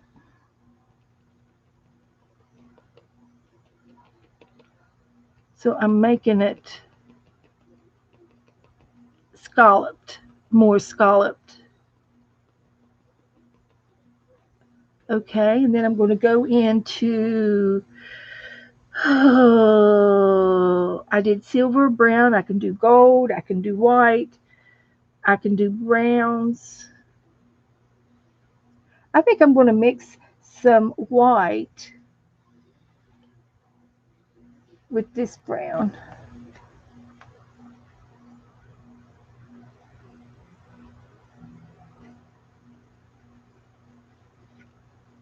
And it's going to be a light brown, not tan, but brown. And I'm just going to do a little bit of highlighting here in between.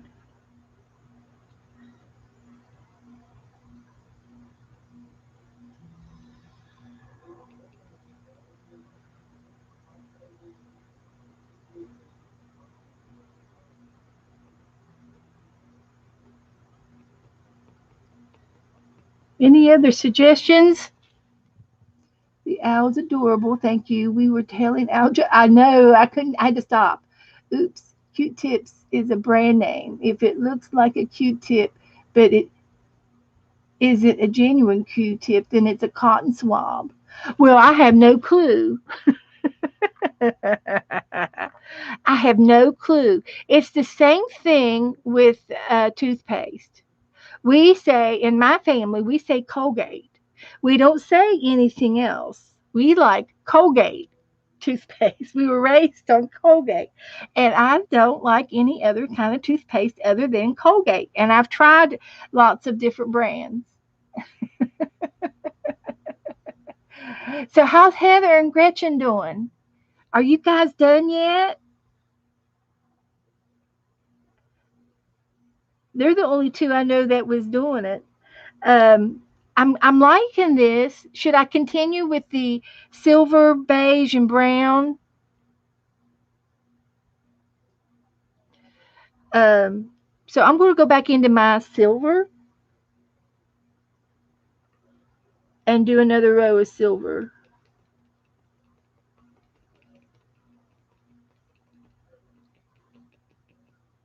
And it's mixing in with the brown, leftover brown on the cotton swab. Because I guarantee you these are cotton swabs because these are Walmart brand.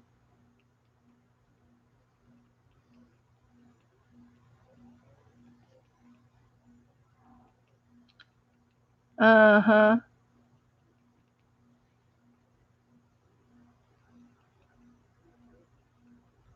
So then we'll go back into the beige.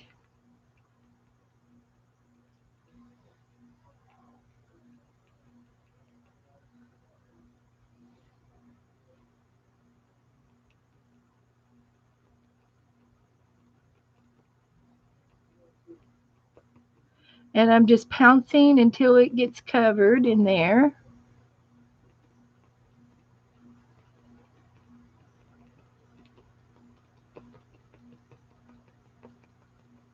Don't know what I'm doing. I'm winging it. I'm like this owl. I'm winging it. Yeah, we're winging it. And then I go with one more dark brown, or it's actually a medium brown.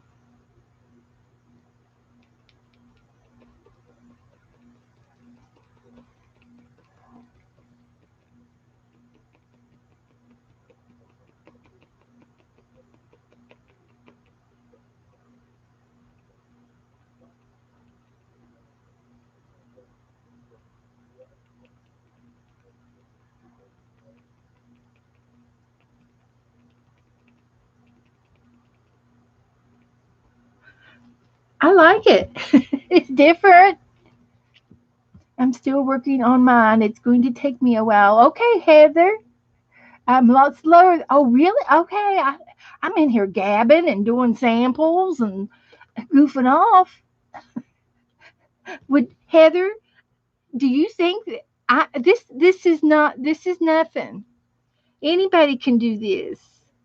I'm sure yours is just fine. Margaret says it looks good. Thank you.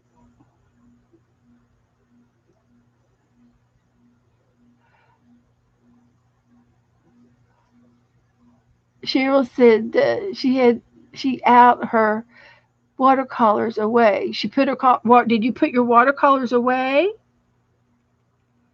Would have been faster with watercolors. I'm gonna go into the darker brown because this one kind of blended in a little bit, and I want to make this a um, this row right here pronounced a little bit. So I don't know what I'm doing. I'm just doing it. I've never done it before like that. So now I'm going to go back into my silver and I'm going to try, first time for anything, to just squish off some of the extra paint on my cute cotton swab, on my cotton swab. And I'm going to dip it back into my silver and do another row of silver. And the little brown shows through. That's okay. Won't bother me a bit. Does not bother me. I like to blend. It's one of my favorite things. You all know that.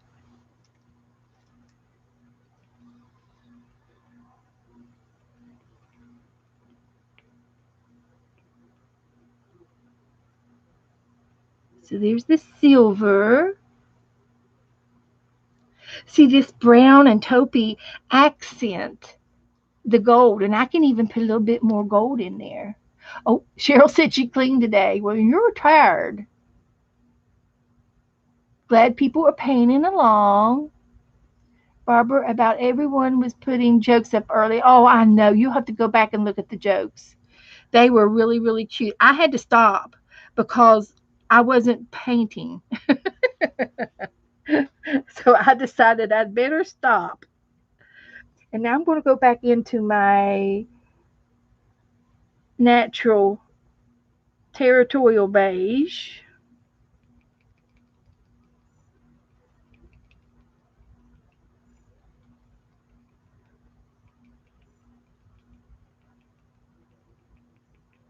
Making these scallops.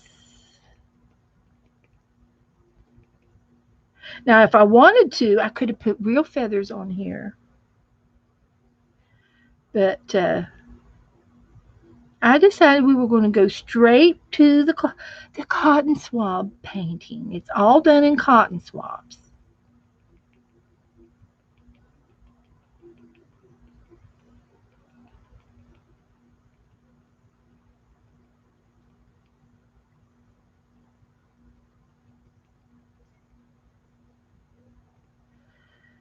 Okay, now the next one is a darker brown.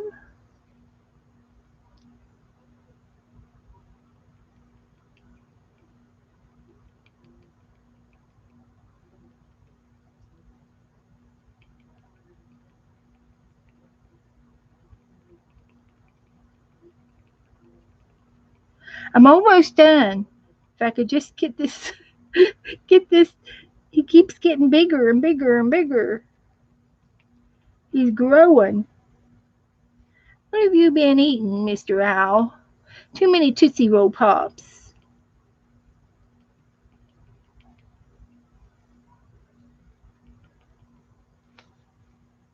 And then this last row down here, maybe I can, we're going back into the silver. I'm going to wipe my swab off.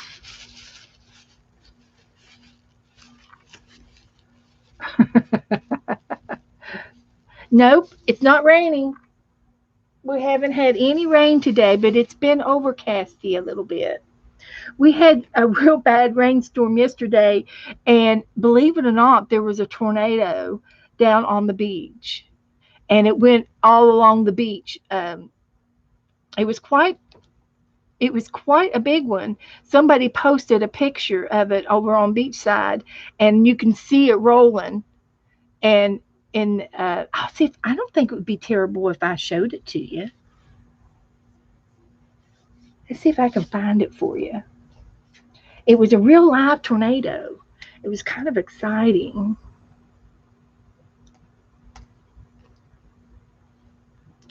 Let's see. Where would it be? uh, let's go to my groups.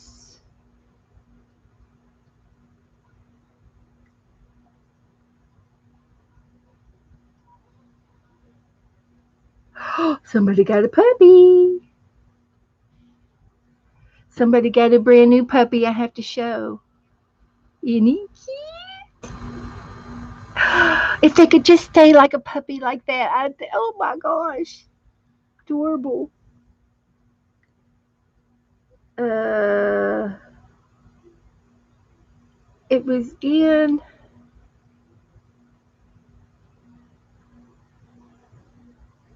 Wonder why it's not here. I'll, I, isn't there a way that I can do a search for tornadoes?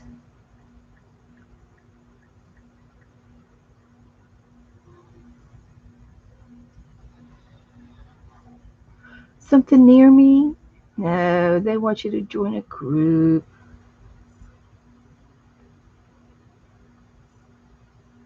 Well, if I find it again, I'll repost it on in our group because I don't want to take the time to do it right this second.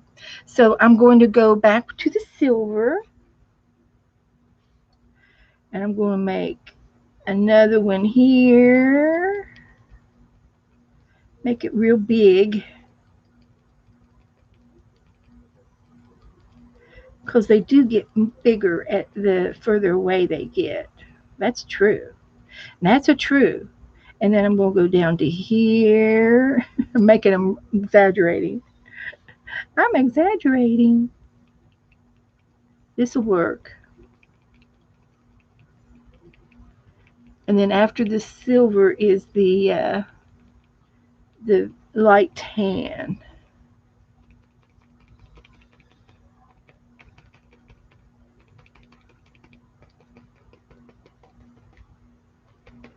Poke and poke, poke, poke, poke, poke. Dot, dot, dot, dot, dot. This is fun. I like redundant things anyway. And another one here.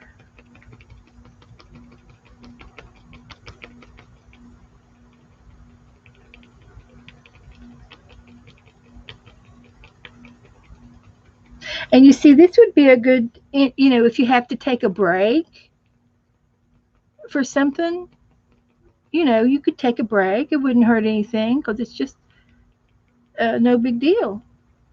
If you did this in parts.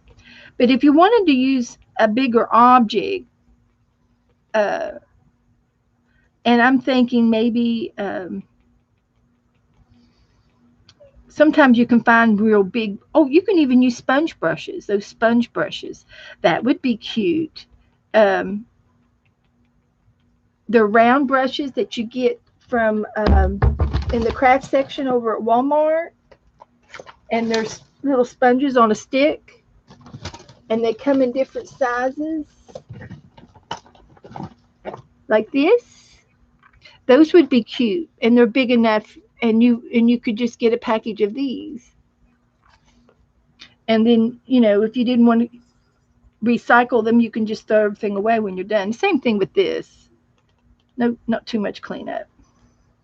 So I'm going to go back into the silver and dot dot on top. And I'm going to do that up here too. Because I kind of want my silver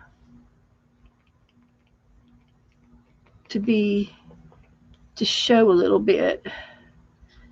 I don't know if it's going to be sparkly or not. Now I could still go back and put something like a glossy accent on top or a clear glitter glue on top to if I wanted to do uh, shiny things like I did in the eye.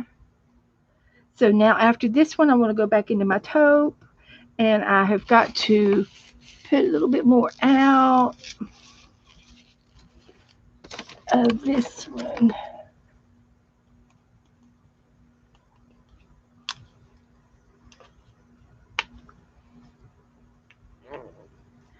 Like that.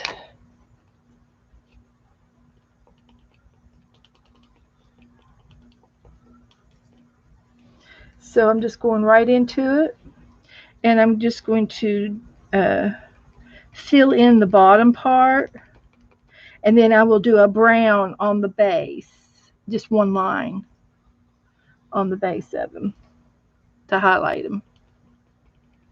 So all of this will be brown. Get this done up. Can't rush a masterpiece. When I was young, I was probably 18, 19, 20 years old. Maybe even a little older than that. I might have been somewhere around under 25. I think I was in my early 20s. And I went to see my brother, and he just got moved into a new house. And my sister in law was an art major. And she did a painting, and it was for a class. I think it was for one of her classes that she majored in, and it was a painting with the cotton swabs, the Q-tips, and I admired it so much. And I don't even know if she still has it or not. I would love to have it if she did, but anyway, she painted with a cotton swab, and she's the one where I've always wanted to do. I've always wanted to try it, and and it was last year I did the panda with cotton tips, and I think that was the first time I ever did it. And so this is another dream come true right here. So I'm going to go into the dark brown with the same Q-tip, and I'm just going to do the outline here of my owl, and I think I'm done. I think this will do it, guys. Can you all see anything that I need to tend to? Can you see anything that uh, from your eye point of view, from your eye, that I need anything to do?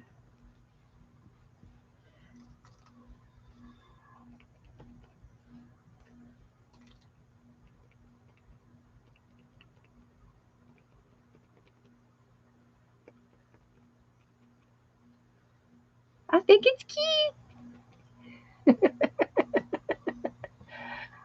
A good planter for the bamboo would be a cattle water tub. Yes, it would. Yes, it would, Janice.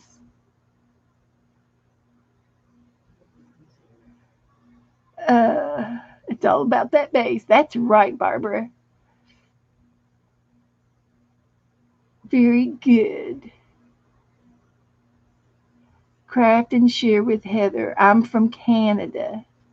Yes, Barbara lives in Canada, and she takes an international uh, postage stamp if you are going to mail her something.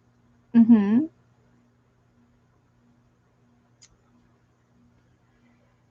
Okay. Yeah. Oh, you can get the sponge brushes at the Dollar Tree too. Okay, that's good. Sign and date. Thank you, Janice. Isn't it cute?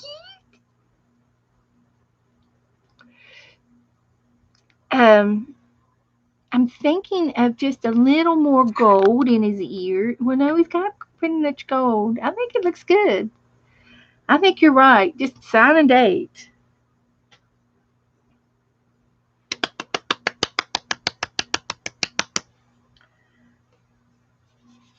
And it's dry right there. Don't forget to give Beth a thumbs up. Oh, thank you, Heather. Thank you, Heather.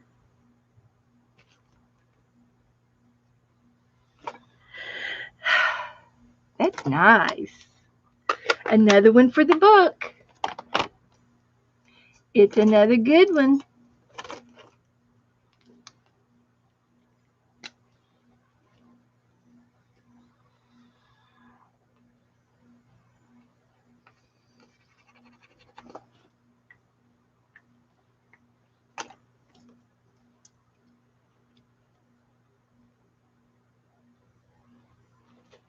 Alrighty. I like it. I'm going to take a picture of it so I can post it.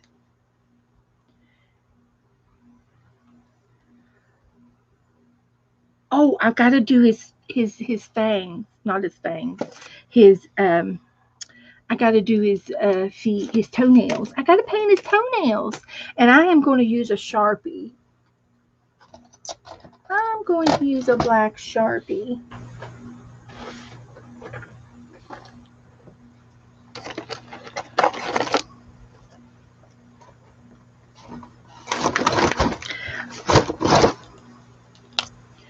And again, it's just a comma. And I'm going to try another Sharpie.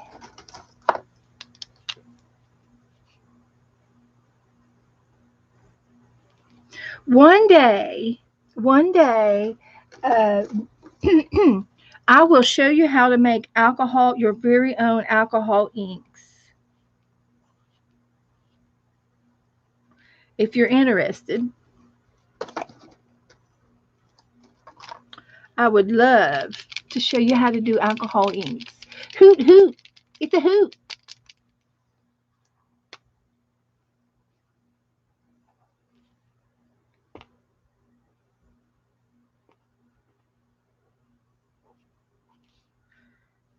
A paint pen works.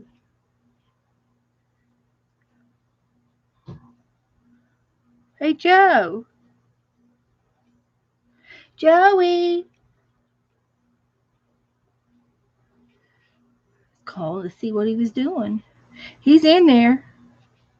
He's in there. Okay, there's his feet. Oh, you didn't get to see me do it. There they are. They're like little commas. I'm sorry.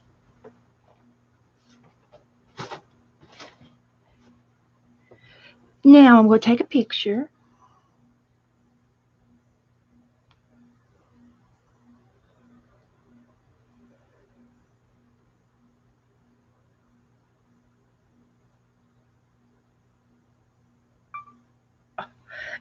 No, I don't want a video. I just want a photo. I have it on video.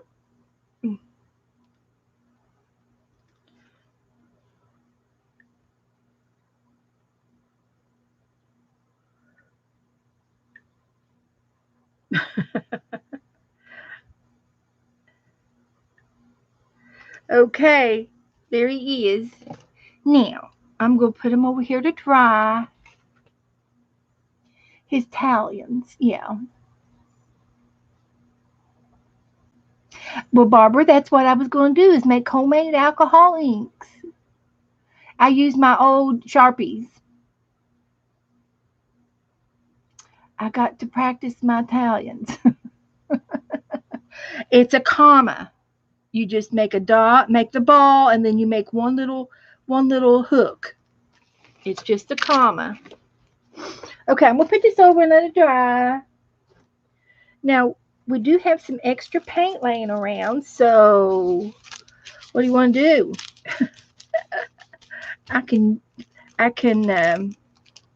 use it in my some of my junk journals.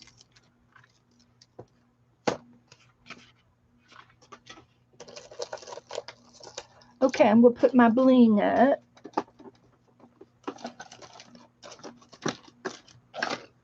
And my eraser. And my sponge. I got 2 more Q-tips.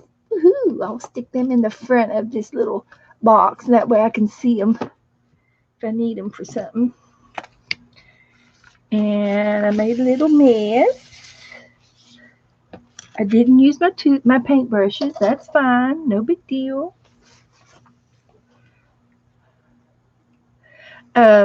Let's see. What are we going to do? I have a junk journal. I also have, yep, I've got some pages in my Australian book that I need to paint for our next project whenever I work in here. So I can use this yellow would be perfect for this book.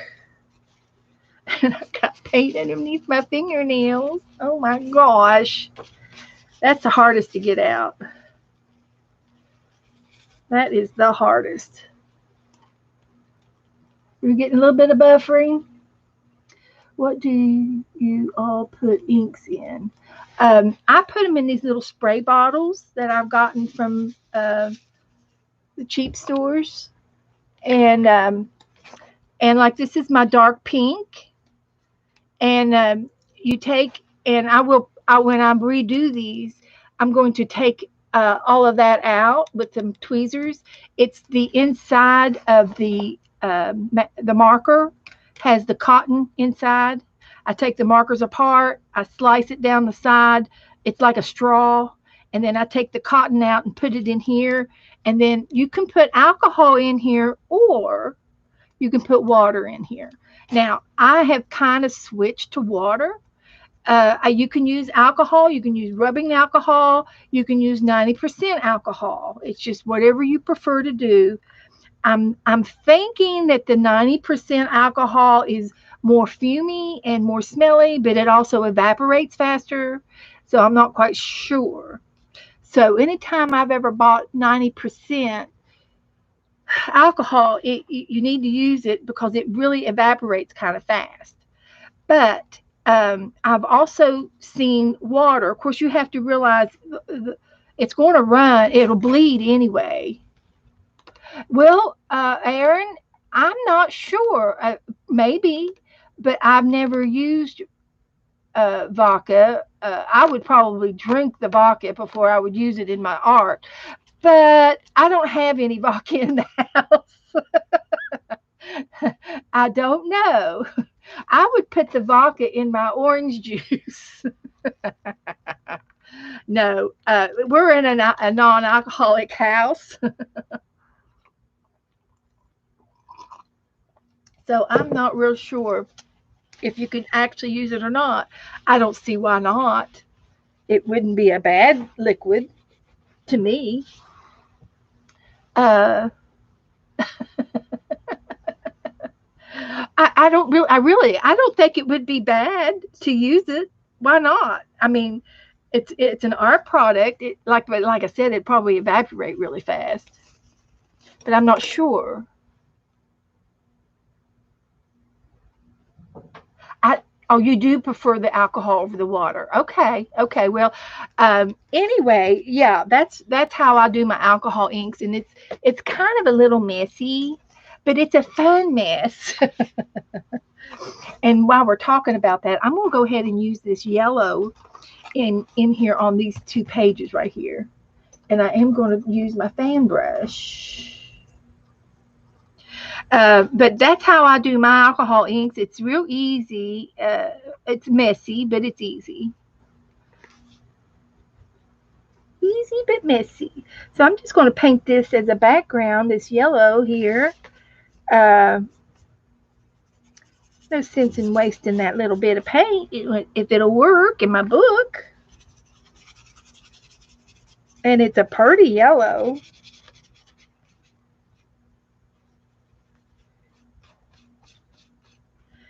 Oh, got Sydney right there.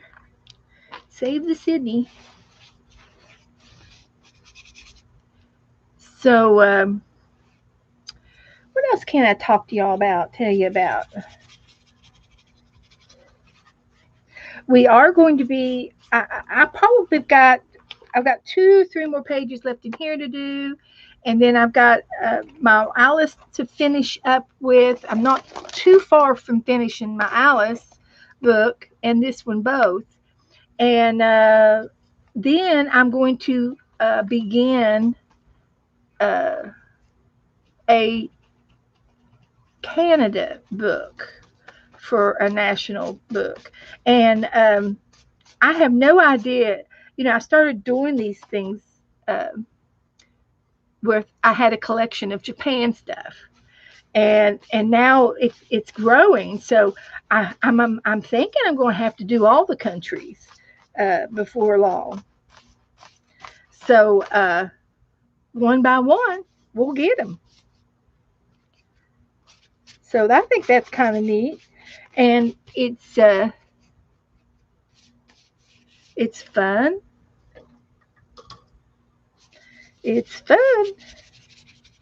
So I ran out of paint. So all I did was wet my brush real good and brought it over here, and it sort of spread the paint out a little bit to finish the page.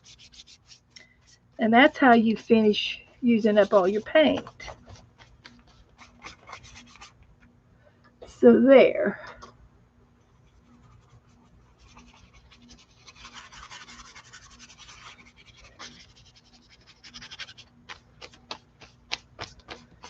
So we'll let this dry, put this away. And let's see what else we got. We do have some green. And I could put the green in the Alice book. Let's see what we got left over here to paint. This is what we did the other day.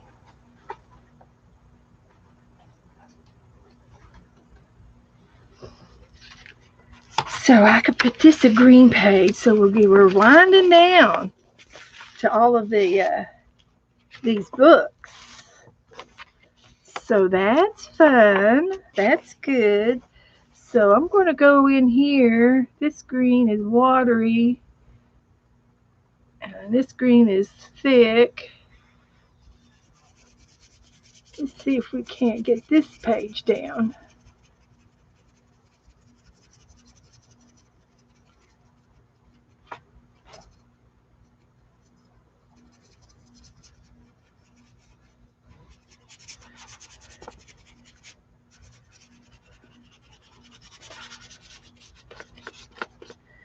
So that's good.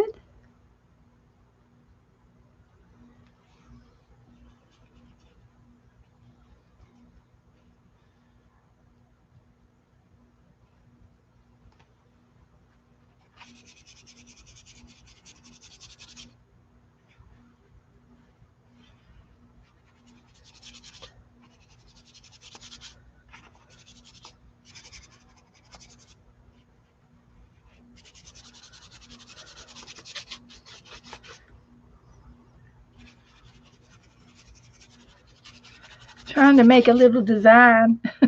I don't know if I'm doing any good or not.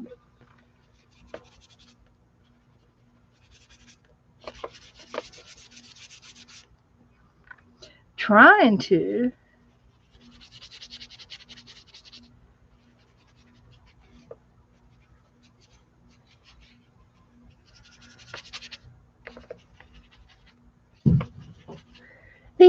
No, that's not Joe. That's Nora. She barged in. She's so funny. I just get the biggest kick out of that dog. Oh, dog alert! Here comes that. Here comes Joe. So, but she is. I don't know what to say about that dog. We're crazy about that dog. Totally crazy. Yeah, we are. Where you going? What you girls doing?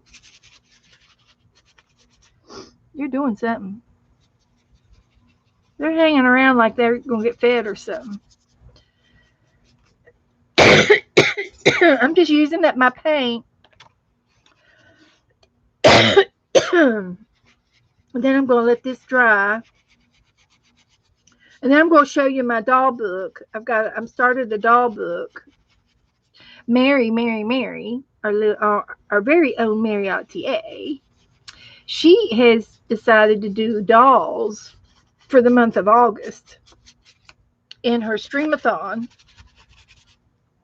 And on the 13th, I will be doing a Friday the 13th, and we're going to do we're going to work on dolls. And I have been doing paper dolls with you guys anyway, so we're going to continue to do paper dolls. And I will. I'm making a book to put them in. I'm making it up as I go, the book, of course. And I had some envelopes that Joe had brought home to me. I'm just going to let this dry. Get it out of the way. And the envelopes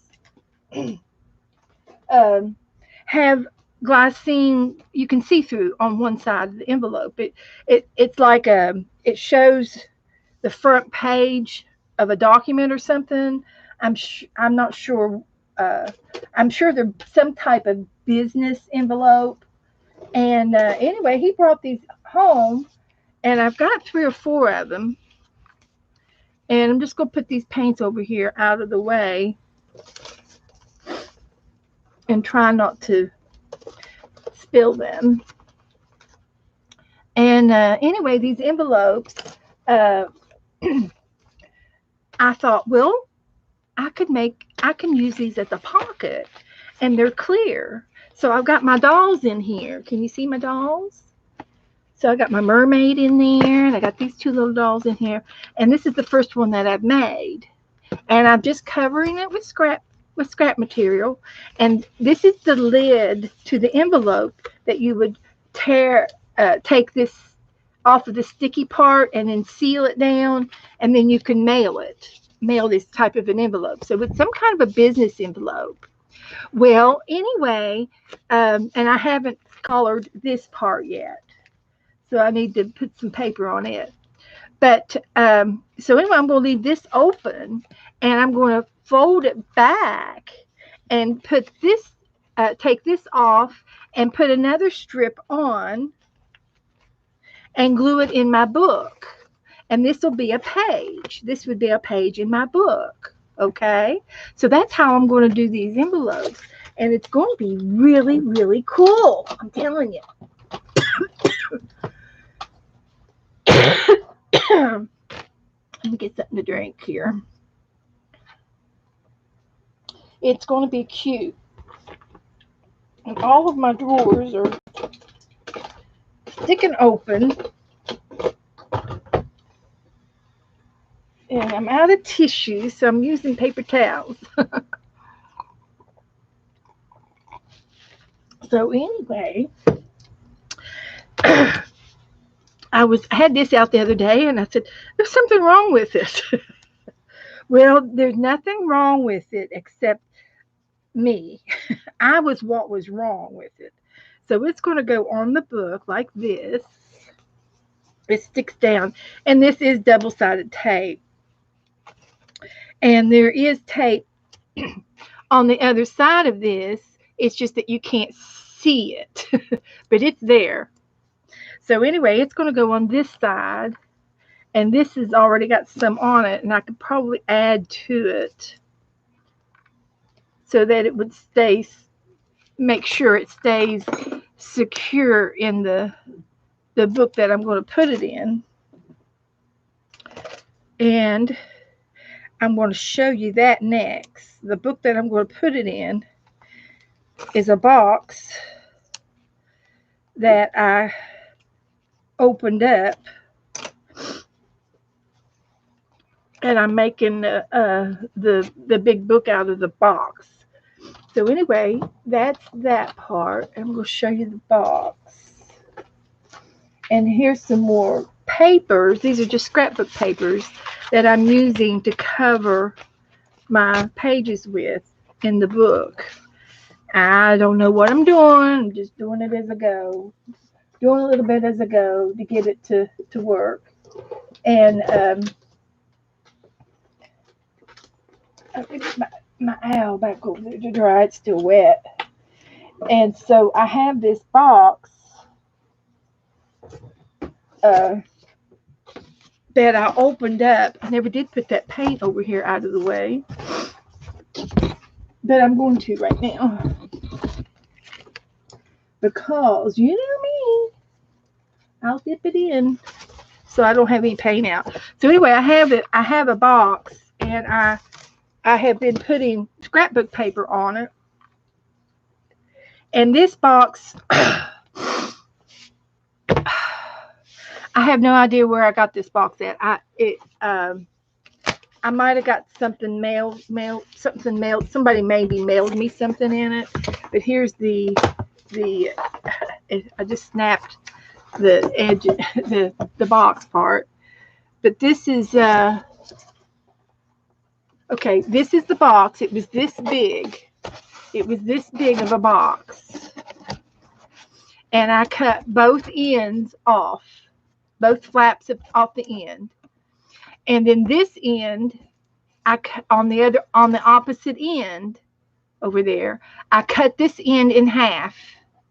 The edge of this end, cut in half, and then I glued the two halves together, and it's this size now. So instead of it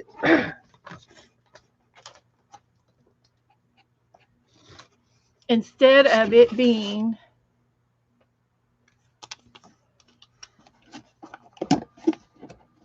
it was a 3-inch edge. This is a flat. It was the 3 inches down here, okay? And I cut it in half, glued the halves together, and it should be an inch and a half. And it is. It's an inch and a half spine over on this side. So what I'm going to do next, and then I covered it all with scrapbook paper. So this is going to be the book that these pages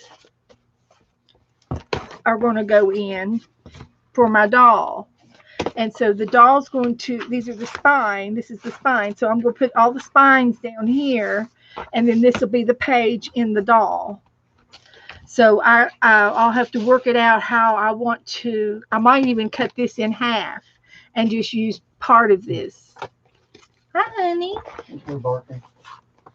What are we going to do about that? We'll put her in the room and shut the door. They're dogs. They bark. Oh, you treat them like little kids. You put them in the room. You better come in here and say hello to your girls, your friends, all your friends. All my friends? You have to do it on my phone. Oh, gosh. I hate that. Why are you barking? Because you come in. No, I didn't come in. I was outside.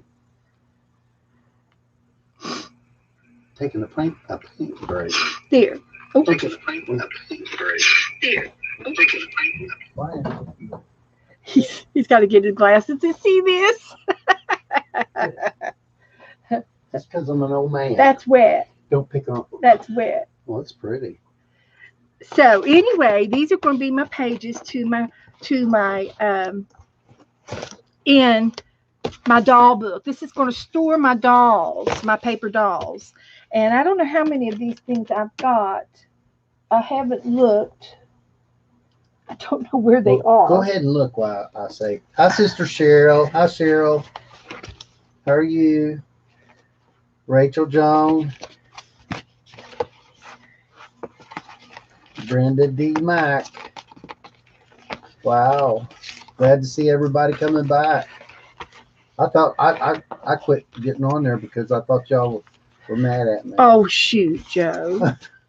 That was an awful thing to say. No, I'm just teasing. I love all of y'all. You know that. And Beth does too. We think you're all just a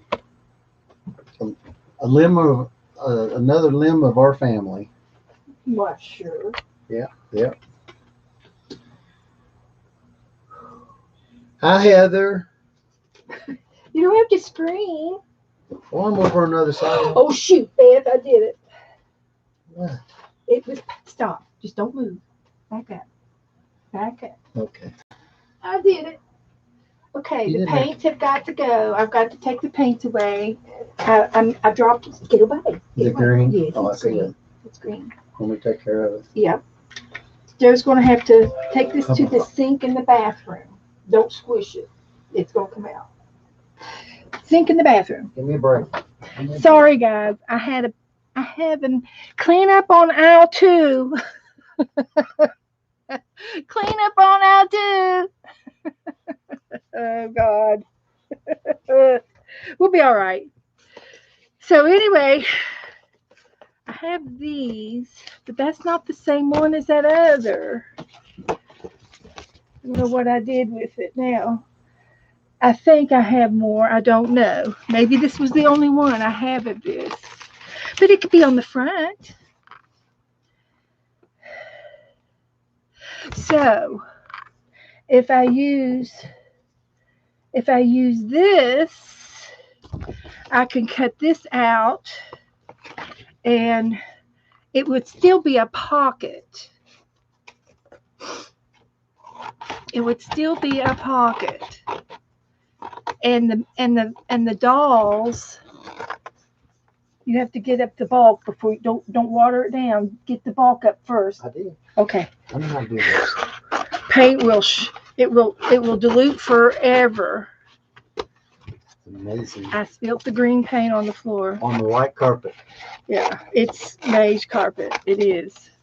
So I would do this, and this would still be a pocket.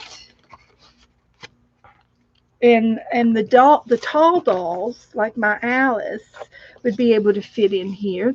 I think they would sit there. So that's what I'm going to try to do with these envelopes. And I don't use these envelopes, so they're recyclable, and I don't normally get these at all. So these are just going to be recycled envelopes. Um, and I'm going to cover them. I think covering them is a good thing. Will be a good thing. So I'll have several of these, and see my other dolls. I could still use them. I could put two or three in each one. And if they're tall dolls like this one, she can be attached like that, and it would go. And I wanted to show you Alice. I've been working on her, and this is the one where I made the pleated skirt the other day, and it turned out absolutely super, super, super adorable, cute. And this skirt was great. So I used this doll. It was a printout like the other doll, like this one, but it was black and white. So so what I did is I did glue some hair on this one, and I wanted to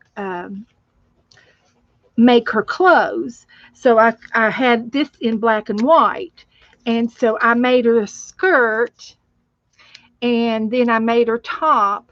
And the only thing I have left to do on her top is to maybe do a little bit of doodling on it.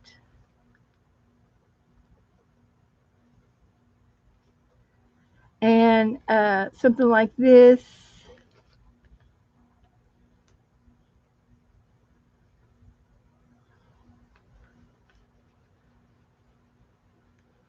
And then she has a turtleneck on, and I gave her a little bit of jewelry, and her neckline went like this, and then there were striations. Uh, I'm looking at the one from the cartoon print, and I'm putting that back in her neckline. What was that? Nothing. Did you find more green? How did it get over there? Don't even ask me how to get He them put his hand in it, and then he made another spot. Oh my quick. God. And then I put the diamonds on her shoes and around her waist and her neck and in her hair. So she is so coordinated. And I haven't really colored her in. I did use a little bit of a metallic pen on her shoes, but I still need to highlight them a little bit. So that's cute. And the only thing I haven't done is her face and her legs, and I don't know, or in her arms. Don't know that I'm going to do anything else. Haven't got that far. So anyway, we're having a little cleanup on aisle two over here, and it'll take a few hours to dry. Janice is back. Don't come back yet. It's a mess. We had a mess with the paint. I spilled the paint. I knew it was going to. Oh, oh, I'll tell Joe. Okay, Joe, we were telling owl jokes, Joe.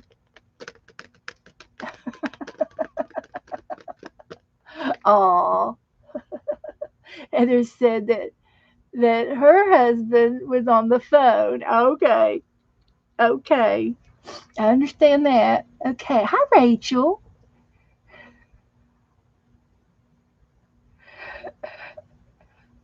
Rachel was saying a prayer. Thank you, Rachel. Prayer for our crafters. Great.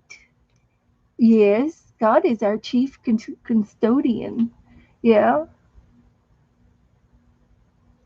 and he would take care of the cleanup. Oh, okay. You're praying about the cleanup. Thank you. It'll be fine. It's just, and you know what? The carpet in here, it's going to be a mess whenever whoever gets this house next, they're going to have a time in this room. They will have a time. We put in cabinets in here, and the cabinets are on top of the carpet. We should have put a new floor, but at the time, I was just lucky to get the cabinets. So these cabinets, I have kitchen cabinets in my craft room, and these cabinets are permanent. And what happened to my pen over here? Can't see it. And then I have wardrobe cabinets on the other side, and they're permanent, and they're on top of the carpet.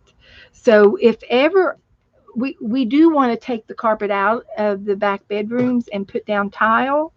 So if we ever do, we are going to leave the carpet under the cabinets and tile around everything else. So it's going to be absolutely horrific for the new people to own this house unless they like the room. If they like the craft room, then they'll be in luck because it's going to be awesome craft room. It's the awesomest craft room in the world. And because I got all these wardrobes and I got a double closet and I've got all these kitchen cabinets over here, I've got a corner unit that I sit at. It's great. That's why I'm able to do stuff so fast. I've got everything at my fingertips all around me, including the liquid paint, including the custodian over here on the floor cleaning up the paint that I spilled. Custodian. Just saying. He's my personal art boy. He's my pool boy and my art boy. So anyway, that's what I'm going to do with these things. They're going to be my holders for my dolls. And that's what I've come up with. Now, I do have some plastic acetate things. I haven't seen Teresa tonight. Hope she's okay.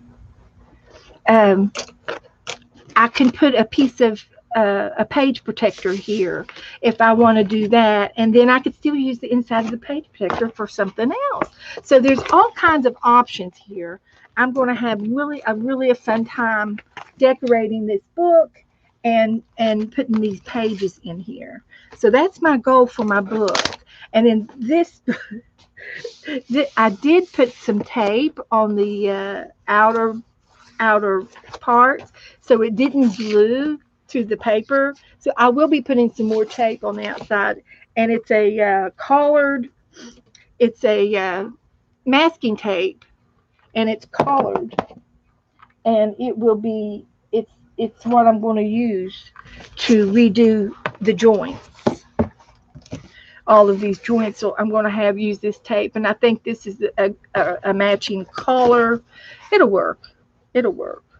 So I'm just goofing off, gluing this thing and painting and she's just craft and messing and painting and messing all the night. He's trying to sing a song. He's singing me a song, girls. How's that song go? Painting and messing, painting and messing. It's raining outside. Is it raining right now? Yep. It's raining now, guys. It just started. Where was I? Okay. Hi, Rachel. Oh, he's going to go back and say hi to everybody. I'm out of breath.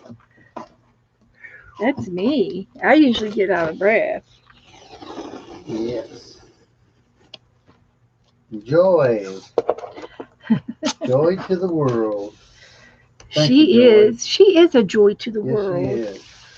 See, Joy. See, Joy. Yep. You are awesome. Rachel Jones. Oh, I didn't do that. Okay. So anyway, it's just going to be a whimsical book, a fun book. It's not going to be perfect because I'm not perfect. I can't. I tried. Aunt Beck. I so admire her. Whenever she makes a card, she can measure and she can cut that line. She does all that cutting and layers those cards and has the borders, little borders around each layer, and they all perfect looking and really nice. And I do something like that, and it's just a flop. Barb, I'm not forgot about you. Chicken Pot Pie Society. Oh, they wanted you to know that we were telling owl jokes earlier. Owl Joe. OWL. Who was? Who? Who? Who? Who? Who? Who Who? was Who? telling jokes about the Who? owls? Who? Ain't them little cute little owls? Did you show them your little cutouts I got you? The other the cutouts I bought you? These? The wooden ones, yeah. Was there an owl? I believe there was a little owl. Who? Who There said was a there bee. wasn't? There was a bee. A I did bee? the bee, but I didn't Yeah. see an owl.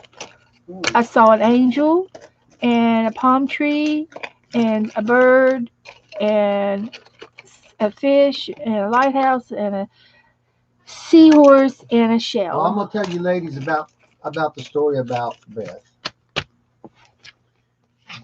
How she liked the word be.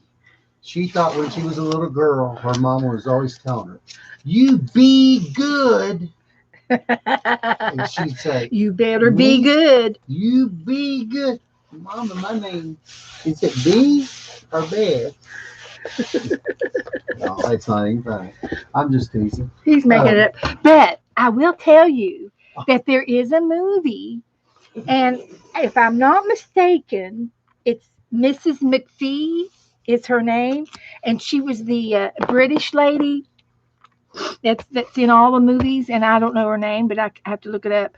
But anyways, her name was Mrs. McPhee, and she was kind of like a little nanny to these kids. And the guy, the gentleman, the father was uh, going to get married, and the kids didn't like her, didn't like the girl that he picked out, and it was kind of like an arranged marriage because it was over in Europe, and so anyway, they liked this other little girl who was like a little peasant lady, and they wanted her to be their mother. And so during the wedding with the first lady that they didn't care for, Mrs. McPhee was kind of like with the kids, and she was for the kids, and so there was a part in the wedding where the kids were supposed to be all dressed up and all lined up and they're supposed to behave, and their dad gave them the right act saying you better be good or else, or I'm going to he threatened them, and he said you better, this is it, you've got to be good for this for this event, just be, please let us get through the day, and so Mrs. McPhee turned and to the children, and her eyes got real big, and she says, children, you must behave. And there was something about they had saw a beehive earlier in this movie or something, and so they go around buzzing, and then they start picking on people's ears, and they're like they're swatting at bees, and all the kids are going buzz, buzz, buzz, buzz, bees, because Mrs. McPhee said behave. And they pretended they were bees, and they were swatting them and running around, and everybody got panicky because nobody wants to get stung by a bee, and took off, from the wedding. So the wedding was a mess. It was a real movie. And I think it was Mrs. McPhee. Anybody know that one? well,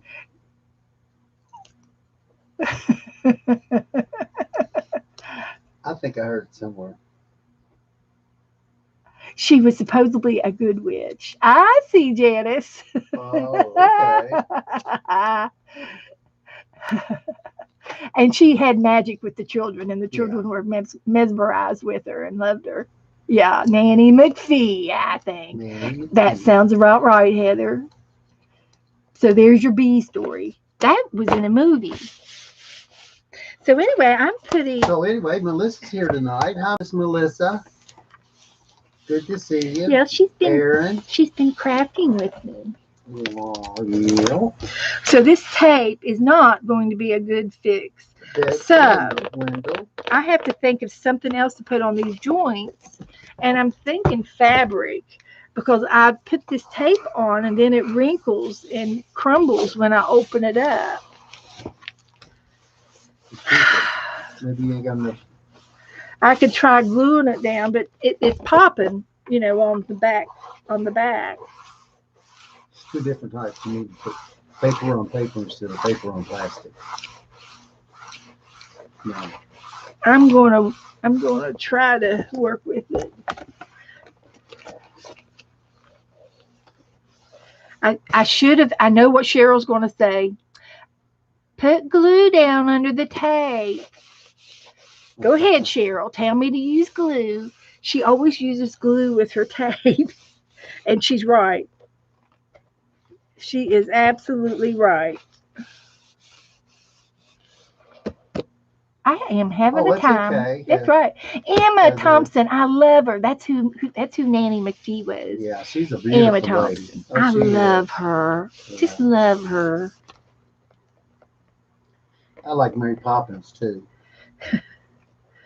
Well, that was Julie Andrews. Yeah. So anyway, this is going to be my doll book. And we need to decorate it and put something on the front of it. I don't know what. So I feel like putting "You Must Have Been a Beautiful Baby" or something like that.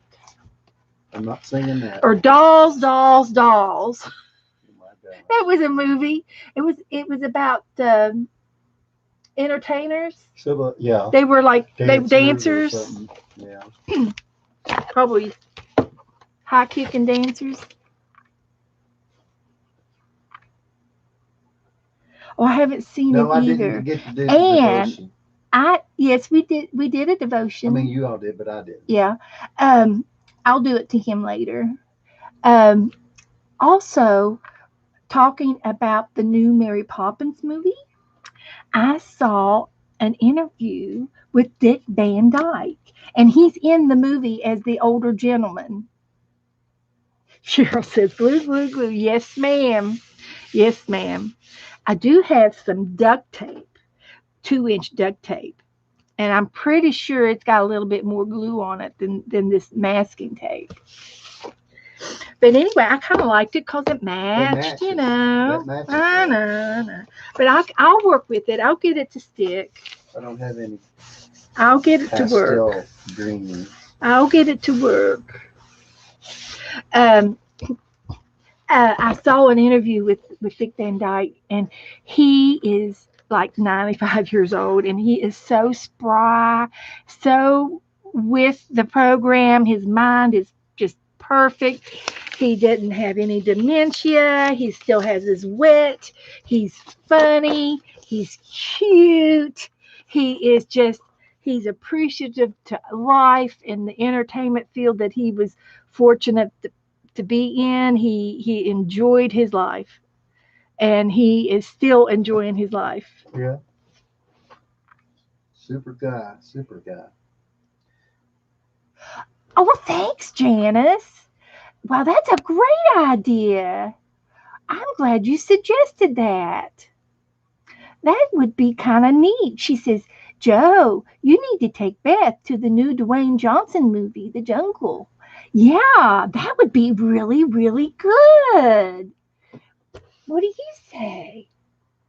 Anytime, baby. That'll get me out of the house. I can get her out of the bedroom. Dropping everything on the floor. Okay, it's 8:49. Did she go to it? Has she seen it? Janice, have you seen it? You have to ask her. Okay. I'm going to put this aside, and this is going to be, and then this is going to be my dolls, and I'm going to just put these in here for safekeeping. And we've just seen the commercials. I think both of the actors in it are just awesome. Uh, I got this in some Happy Meal, and I printed these out, and I've been making doll dresses,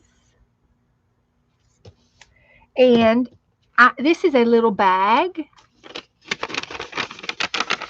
So I am going to open the bag, and I'm going to use these as dolls. I'm going to use them for dolls, and I'm going to dress them. That's what I wanted to do with this bag. Now, this bag would also look cute on the inside of my book as a tuck spot. I love rice pudding too. I'll take a little. So maybe I need to do it as a tuck spot because they go with the book. And I'm thinking that might be better because it's not going to be thick enough paper to make a real doll out of. And I can always print off similar of these off on the computer. Let's see what is going on with She's going to do Gretchen's Owl. Put Gretchen's Owl in your. Janice. I don't know what Janice is doing up here. I pinned her. Okay. I don't know what that means. I pinned Janice. Unpinned message. I have no idea what I did, honey. I hit a button. So I pinned Janice for no reason. No, she has not seen it. Cheryl's going to go get something to eat. I wonder if Pierre ate it. Run, Cheryl, run, hurry. I just posted Gretchen's Owl in your group. I just said that to you. You didn't even hear that? Nope. It went straight over my head. I'm in my own little world, my own little mind. La, la, la, la, la, la, la, la, singing in my head. Your brain ain't that big.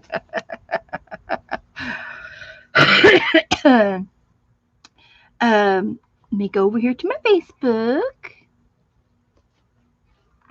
Cheryl's going to bring me some pudding back. And you didn't go to my group. Here's my group. No way. Oh my gosh. Oh, that's Gretchen. Gretchen. You are my girl, honey. Look at what she did. Are those little glass Q-tips. Q-tips. Oh, Gretchen. And she made it into an owl with the ears. Great, Gretchen. That's pretty. Top notch. Okay, you need to get you a big art book like I've got. And you get you a big art book like this. And you can keep all your paintings in it. And this is called an XL book. I usually get them from Walmart. I've been getting them online at walmart.com. Okay? Yeah. And I'm going to order me another one, 11 by 14 tonight. Because I was looking at them last night and I couldn't remember the inches of this one. I've got a little one about half the size, and I think I'm going to stick with this size. I like this size. And since we're at the end of the book, we can do a flip through. That would be excellent to do. I'm just going to test to see if this is kind of dry. And it's still a little damp. Heather says, yes, she does great. She does a great job. She does. That's beautiful. Did you buy me some wax paper yet? Well, yes. I don't know if it's in here, but that's not wax. That's close.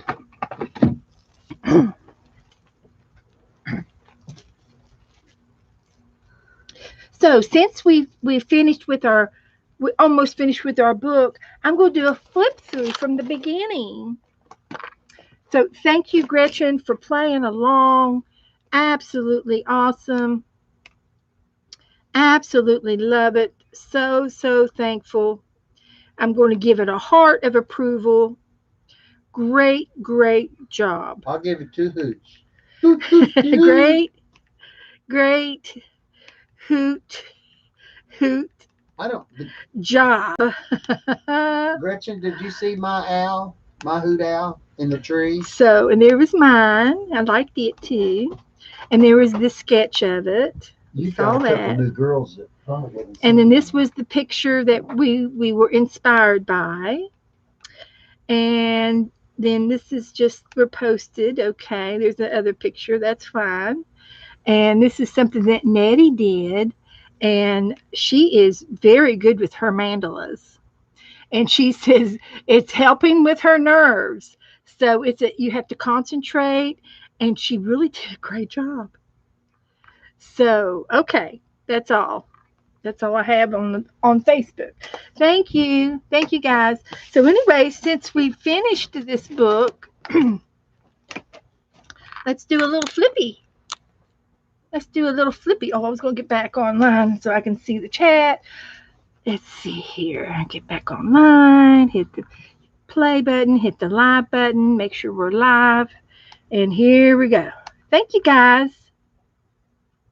They are very pretty, and she's very good at it. I'm not that I'm not a real big coloring type person. I do on occasion do colored pencils and things. So here is here is something we did back in April. April. And I'm just going to flip through this and let everybody see. It's almost 9 o'clock. And then maybe I'll play with some more dolls. And you can see I used some iridescent glitter paint on here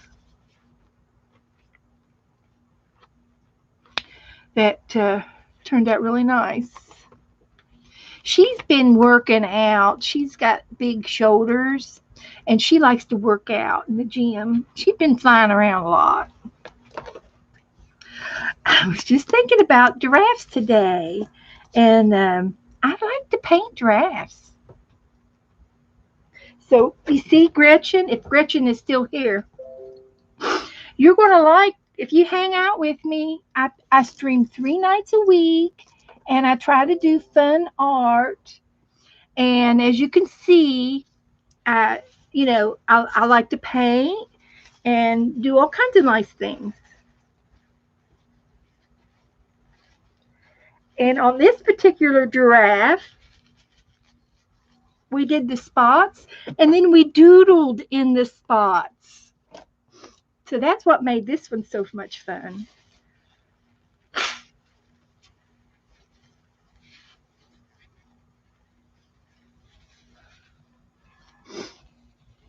Joy's going to post in the group. Okay. Thank you, Joy. I'll go look at it. Ouch. If it's any good, I'm showing it off. So anyway, whenever I find anything that goes with my subject, like this is a piece of wallpaper, and I found the draft, so I did a tip in to this page, and then I found another little draft, and it's got a little mouse on it. Oh my gosh, look at this little mouse. It's a little tiny little mouse right there. His friend. There's his friend. But I like to add to my art sometimes, and I wanted to add this giraffe to this page because I like collecting things. I'm a collector of sorts. Oh. Uh,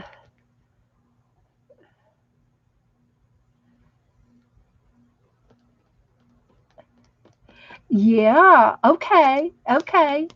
I like to. I've done several giraffes, and here's my little kimono girl. And my inspiration was a piece of wallpaper.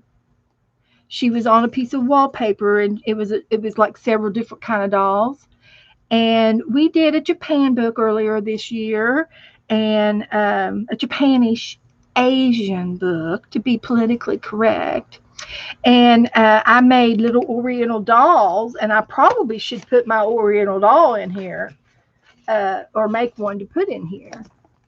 And I don't know what I do. Oh, here she is. I could very easily put her in here, because I made her. But I've got her out to work on her, and I'll have to make. I love. I don't know why I get into the dolls. It's just an accident. And this is just a couple of collage pages, and this is Aunt Beck's. Uh, this is a 6x6 um, game, uh, prompt game that we did with Aunt Beck. And I don't know why she called it 6x6, other than she probably did a 6x6 piece of paper. And then this side is just an extra page that I did with leftover things on my desk and Happy Mail that I received. Happy Mail from Allie Cousins. And this is a card from Aunt Beck's 6x6. I don't know. I might have made it. It looks like my things. But anyway, I wrote them down. There's ripped paper, gesso, numbers, feathers, uh, some kind of paint, and a border. So I love to do stuff, and I love to keep it. And so here we go. Here is a magazine page. That is so funny. It makes me laugh. So this was done with a pick five. We did 5 magazine pages, and then we took the pictures off of those 5 pages and turned it into a picture collage. This is a prompt stick game that I did on April the 24th. So the sticks, I've got the sticks in my drawer over here. And this is a Happy Mail paper, Happy Mail stuff. And this was a devotion that I did. I don't know if she's seen it or not. Okay. This is a picture that Joe took 2 years ago. And it was in October. And it was in it was a full moon night. This is an owl, and he's in our backyard tree. And Joe went out and took a picture, and the owl was he's a full grown owl too. Yeah, he still lives here, and he hunts in our backyard, and we've got a lot of frogs in our backyard, and we've got a lot of other we've got a lot of wildlife. Critters. We've got lots of birds, we've got squirrels, we've got rabbits, we've got snakes. They love to eat the snakes. Yeah, they always. I don't have a problem with that, and but they're not nocturnal. And this is Joe's hoot owl in the backyard. Now you have to do your hoot owl. He talks to the owl. Well, I thought when I hear them outside and it's dark, I don't call them to come over because the guy behind me, he's got little dogs and he gets upset. But anyway, I can call them and they'll come over to the yard. So, but it's a hoot. It's really easy to do. It's 4 hoots.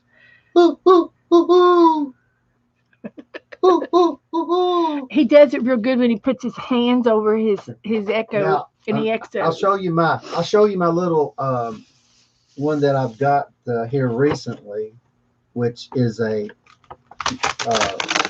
not a hoot owl, but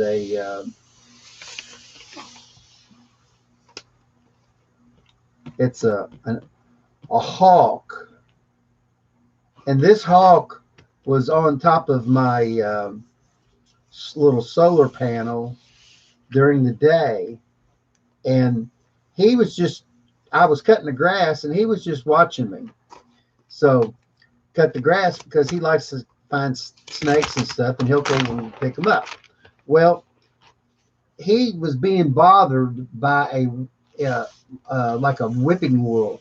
What is this? A bird. A whippoorwill. It's a type of bird, and they attack if they're feeling threatened. Now show her so that you can see that. Okay.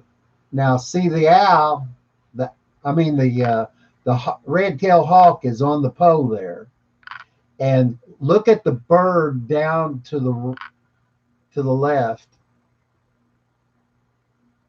and it is trying to distract the hawk from its nest because he's got this little bird's got a nest. It's a whipping will, and she has come right up behind him. Well, I actually was behind him, and then he turned around and looked at her coming. And that picture there looks like a Photoshop that I Well, drawed in. can I explain the bird for you? Sure. Okay, the bird is not really that big, but his wings have white on the bottom of the bird. So Hold still. when he spreads his wings, he looks big, right? And his tail feathers have white on the edges of his tail feathers. So he spreads his tail feathers and it looks like he's a big giant monkey coming at you or something. Now hold still. And and and he looks bigger than what he really is, and that is called a scare tactic in nature. That's a natural scare tactic that this whippoorwill does in order to protect her babies. It's got an extra. It has an extra long, about a 6 to 7 inch tail, and it's straight. And you see them all the time, and they're always making noises out in the yard. Hi, Angie. Welcome But back. yeah, that it looks so awesome. And this is in our backyard. I hadn't even really, I didn't even really think about trying to get that bird. Isn't that neat? I was just trying to get the hawk. That was an amazing photo caught at the right That moment. was, yeah, with my cell phone. I have a book that I've just about finished, my art book for Angie that just came in, and I'm doing a flip through to it of all of the things that I've done since April in this book.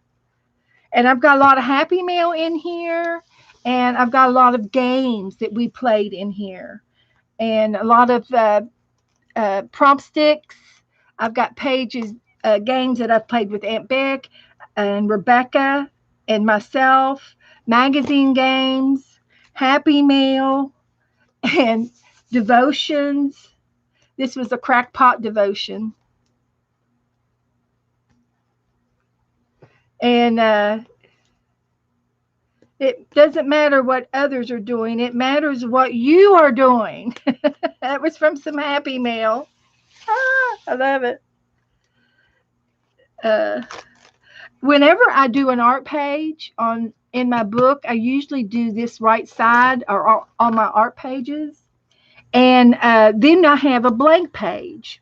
So I usually either put something down or do some um, uh, Happy Mail over here, or I will decorate it on my own on an off day. And so that way, but this was a dirty dozen that I did with Aunt Beck. Uh, and but I like to use both sides of my paper. I hate to see a blank. I hate to see a blank page.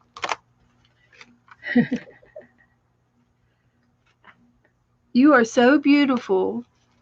That's what that says. Talking to you guys. Talking to yous. Okay, Joy posted it. Go to my Facebook group, Joe. And here was another. What is this? It says love is continuous, so it has to be a devotion that I did. Yeah, domino effect. We like to do the domino effect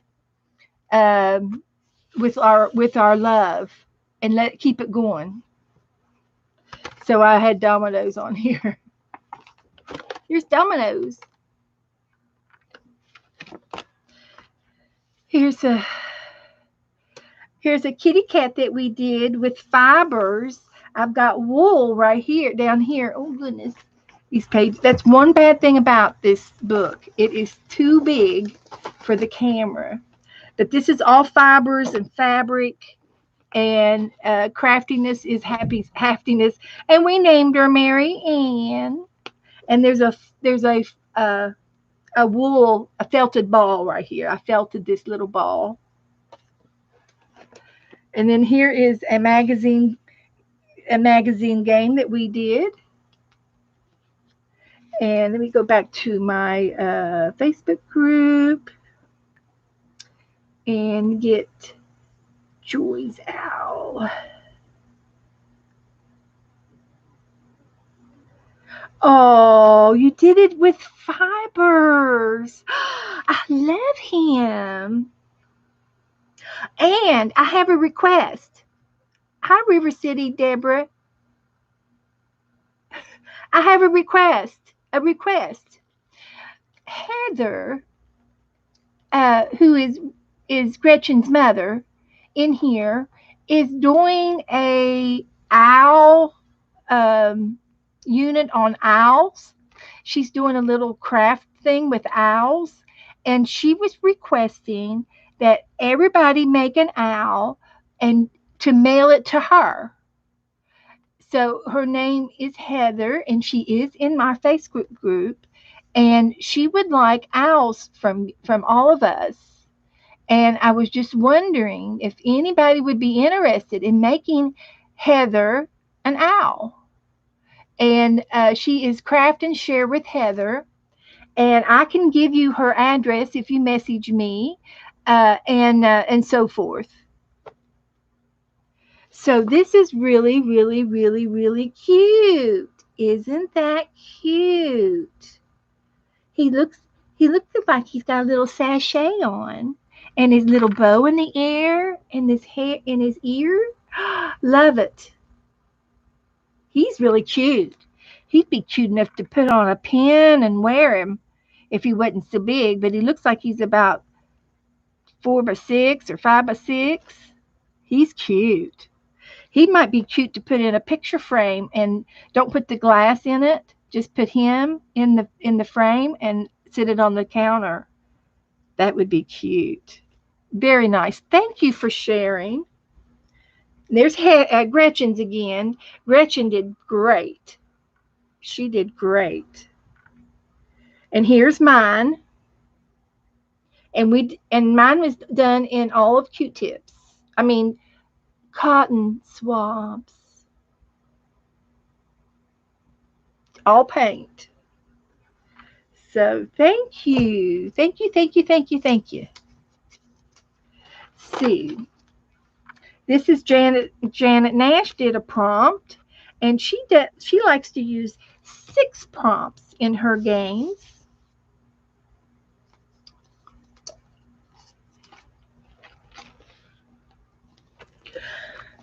And here's another magazine game that I did. It's all in pink.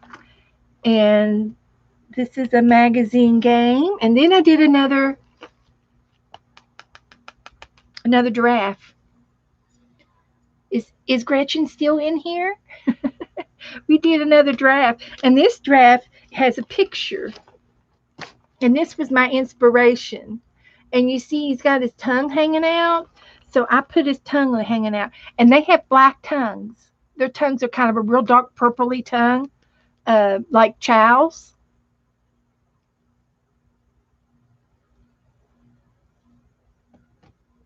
Yep, she's going to use it. Heather's going to do a project with owls from all of her friends. So please, please draw her a little owl and send it to her. Put some color, put something in it, and send it to her, please. And we named this giraffe April Ann, and their tongues are black. And we looked it up, and it's a real dark purple black. And Nora is got a half black tongue too.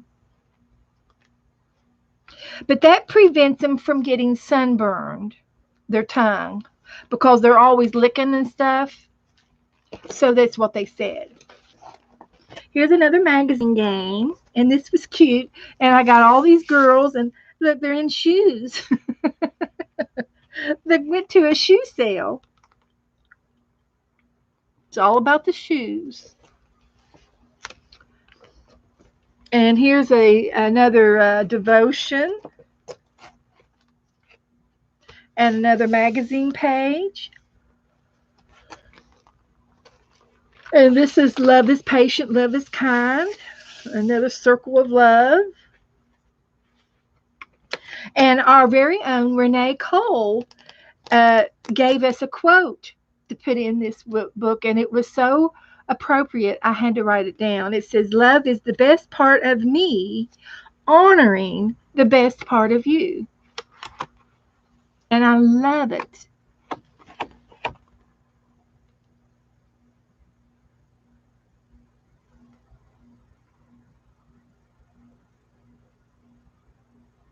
That's right. It's a plural. Shoe sales. And so here's another magazine art. And here we are, another devotion about aging. And it's a poem, and it's when I get old, I'm going to wear red and purple. It's a cute little thing. And here we have, what's this one? This is another devotion about planting, where you grow where you're planted, that I did. Uh, I'm sorry, I yawned. Oh my gosh. And here is a map. And I think it was another story that I told. And it was also my very first carvings. I carved these three things: the spiral, the leaf, and the cancellation mark. It's not a flag, it's a cancellation postal mark. And then we started the blobs. We started blobs in June. We did. And this was card prompts with Cheryl. And it was a very doodly night. We doodled.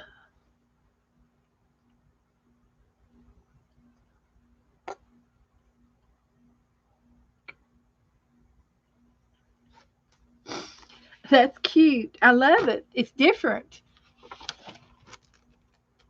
Here's another art magazine page art. It's all about travel. And I did this on Mary's art hop.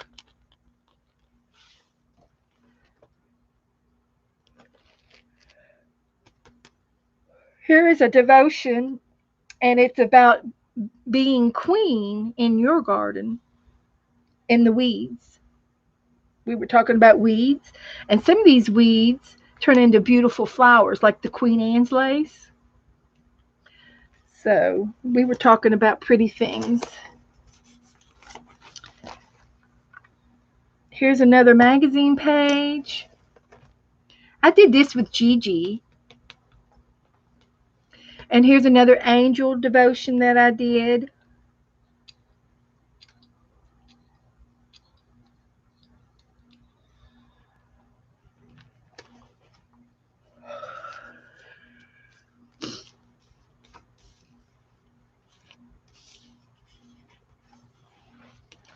Here's a blob page. And you see here's a crab, and I found a picture of a crab and put it in there. So that's what I kind of like to do with when I think of find things to go with my art. I like to put things in just for fun.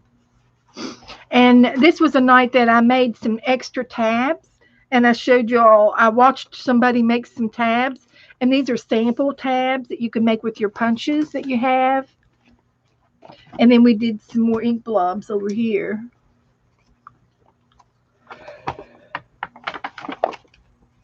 Here's some more ink blobs, and here is some Happy Mail. Sharon Lombard. Looks like it's all from Sharon. That's who I have thank you to.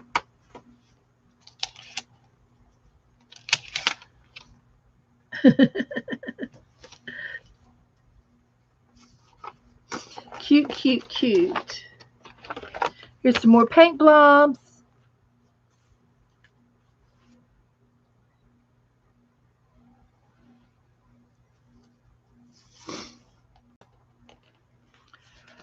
And this is some kind of devotion I did. I have to reread it to get to it. Here's some more paint blobs. Here's another patriotic page for July. And I did it in red, white, and blue. Oh, you can't see. I'm sorry. If you want to go back and see something, I'll go. I'll take you back.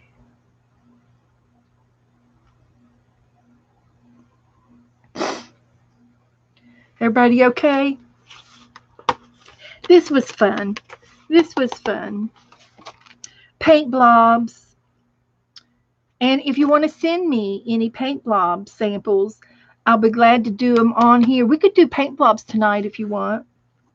This was some happy mail, and it was a patriotic page. 4th of July. And I had poppers and streamers, and we were goofing off, having fun. Some more paint blobs. And here is a game that we did. It must have been a devotion. And it was emojis. And it was people will forget what you said, but people will never forget what you did for them.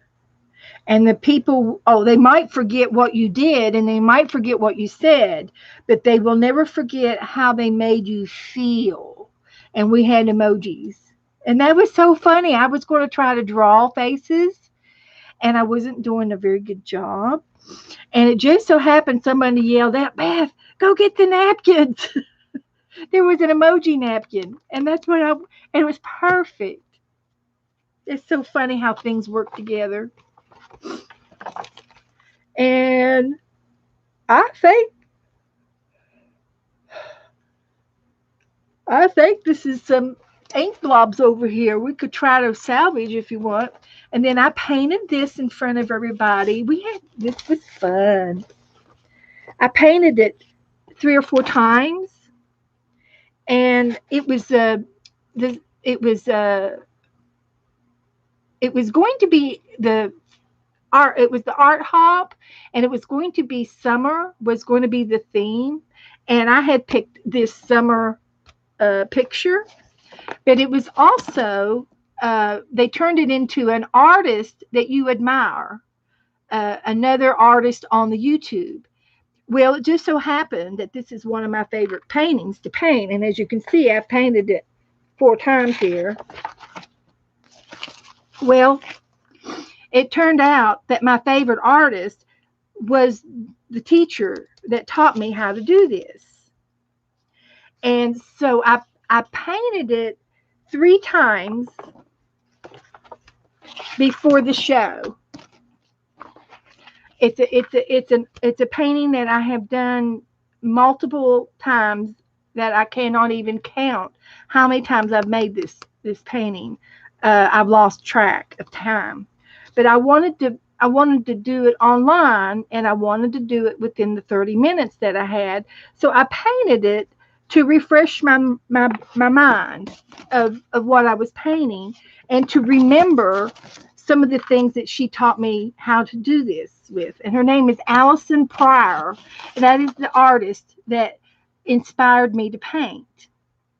Well, so when I did this online, I told everybody, that this was the lady I was painting from, and I showed them the pre uh, the pre shots that I did, the samples, and then I painted this online, and I was able to paint it all within 30 minutes, and it I did it really really fast, and so this just goes to show you that you guys can do anything. If you don't know how to do anything, you find somebody on YouTube and watch them.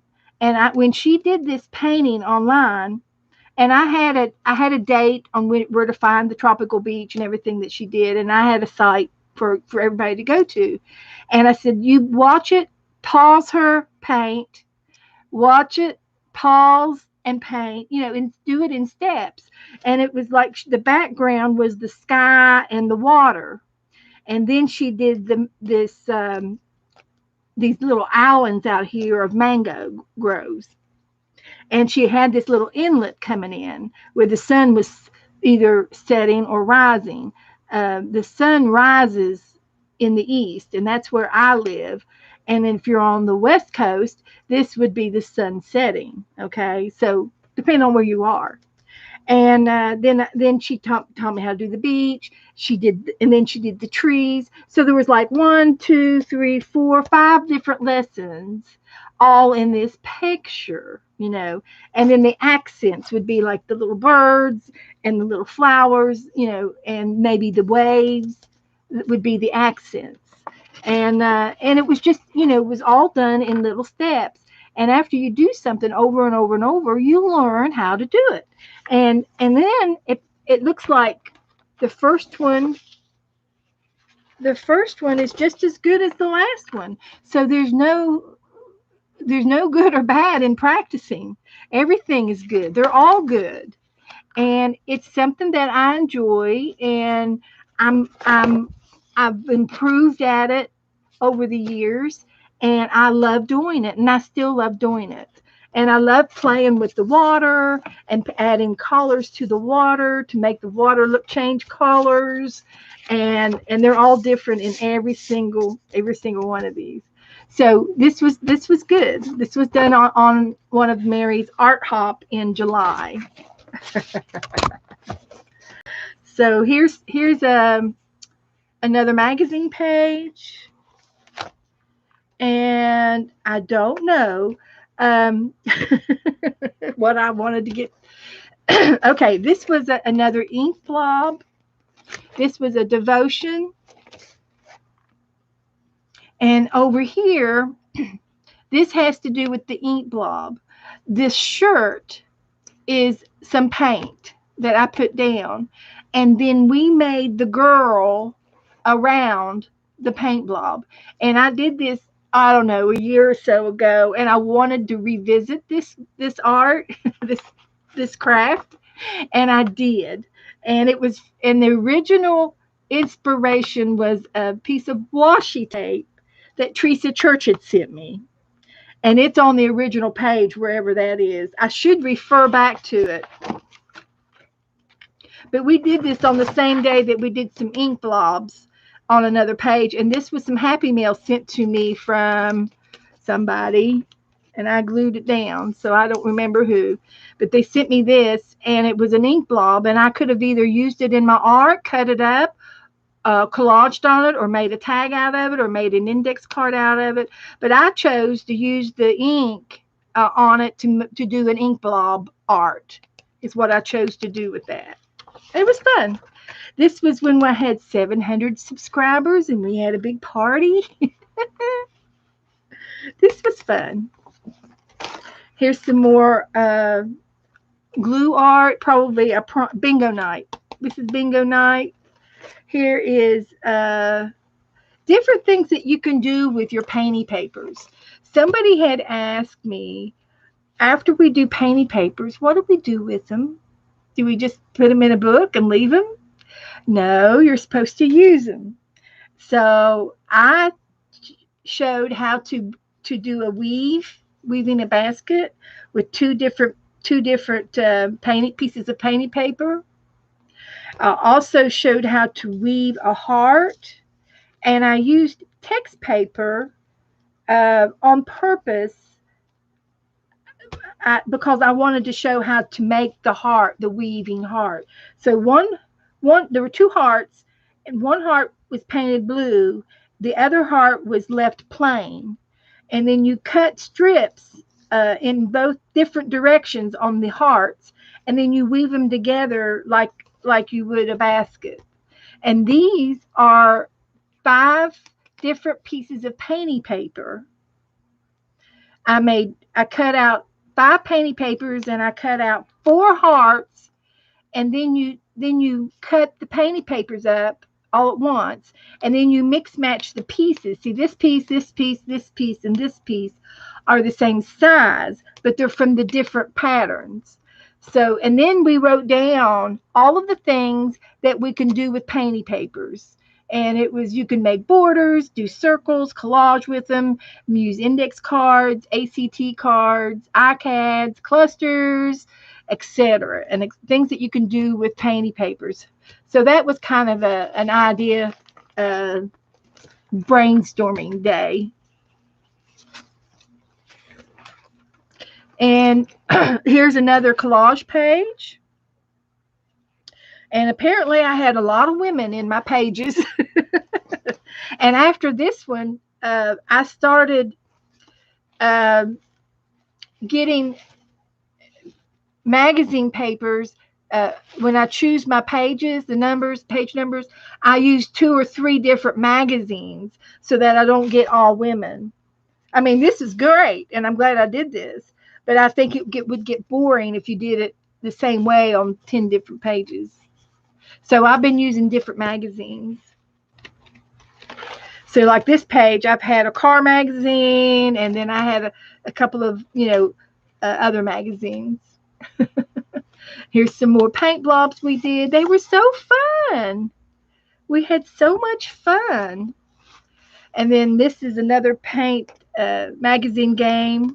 And I had an animal book, and then I had a travel book. I think these were all travel books. And there's some more paint blobs. We've done good with our paint blobs. Here's another art page. I think this was a bingo night.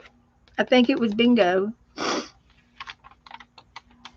And here's some more paint blobs. Somebody mailed me, Judy Patton made me this ink blob, and we made it. We made birds out of it online. And then this one came from Becky Waters ink blobs. So if you want to send me some of your ink blobs, I'll do them and put them in the book. This was a devotion that I did, sharing your recipe, sharing your love. Here's another magazine page. This is a blank page. We should do something on this page before I retire it. Yep, we should do something on this page. I'm going to put another paper clip on it. We got to work. We can't leave a white page in here. Here's some more ink blobs that we did. This was from Barbara from Canada, chicken pot pie. And then this one was from Janet Nash in the UK.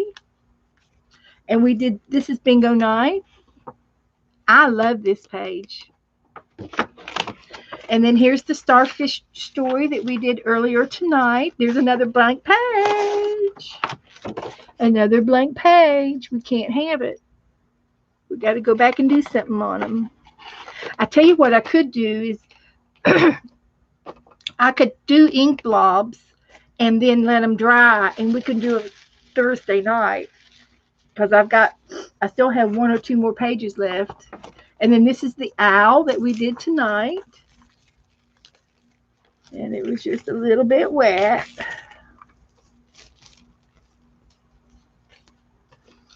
And so I've got 1 more page left. These 2 pages in the back.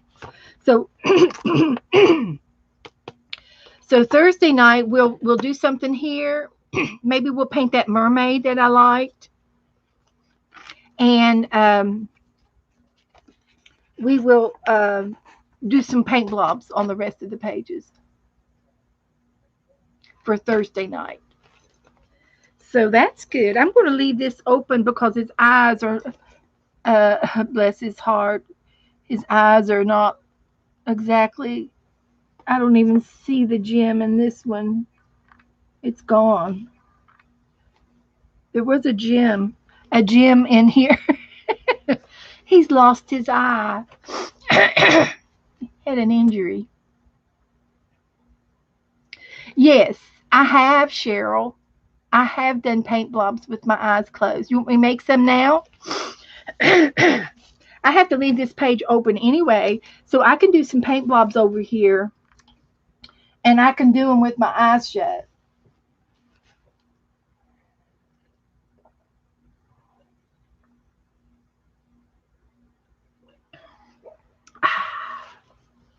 Joe fixed me some orange juice. I should have used that paint that I spilled, but I'm sure I've got some more paint I can use.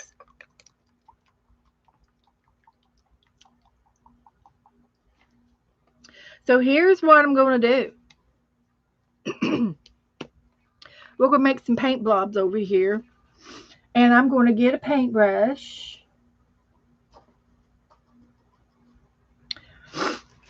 And I'm going to dip it in the paint. And I'm going to use my left hand, which is my non-dominant hand, and I'm going to stand here and just do some. I might even take my elbow and don't move my elbow, or put my elbow up and try to do it. That looks better. That sounds better. I'm going to try my elbow in different positions. So I've got my paint, and I'm over the vicinity. I've shut my eyes. I am not looking, and I am going to touch the paper with my elbow up and move my hand and see if I can do something. That was it. Okay. So now I'm going to clean my brush off. That's hilarious. That's hilarious. I think it's funny. Here we go. Never a dull moment around here. Never, never, never. And I could even do different brushes. I've got a different brush over here.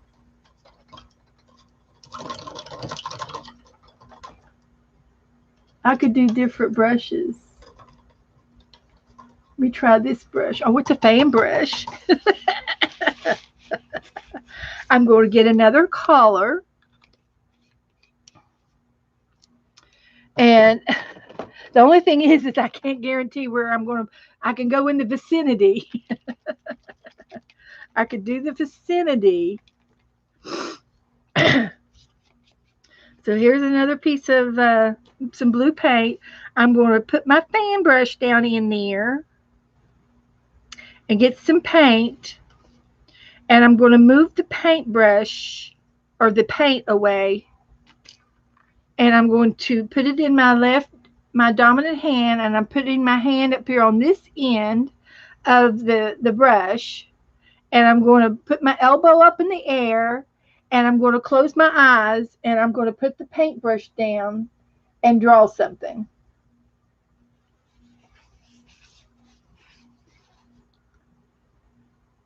Okay, that's what I did. I had no control over that.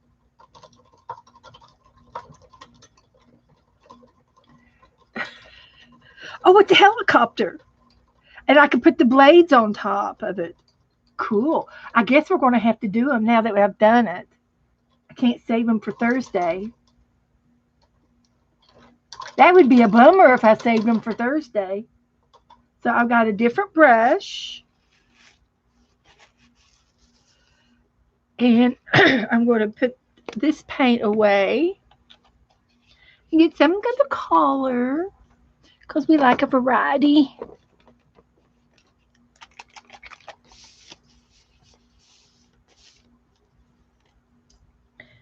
Okay. We're going to use green.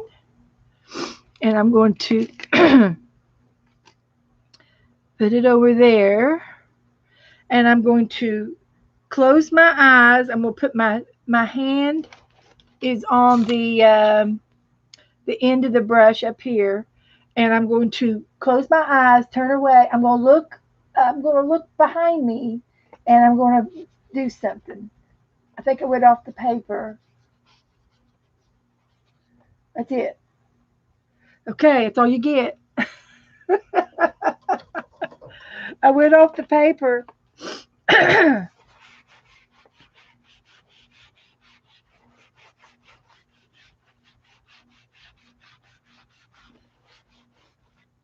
Okay.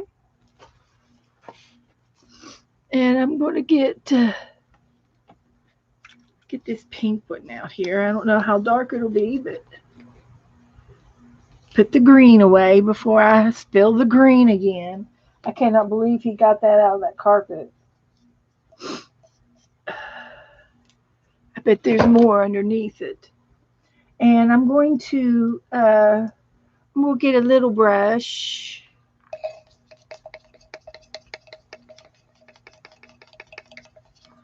And I'm going to hold it on the end, the very end. And it's going to be with my elbow up. And then I'm going to turn my head around and I'm going to make something.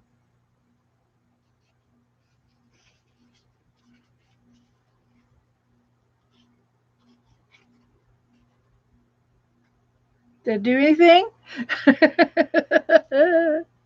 That's it. Now I'm just making it a little darker, that's all. Because it was real light. Okay, so there's 4 paint blobs. Oh, the helicopter is going through the storm cloud. It looks like one of those stargates. It's going to go through the stargate and go into a time zone. So let me get the hair dryer on this. I do have some extra happy mail that I could glue in my book. A car, a cat.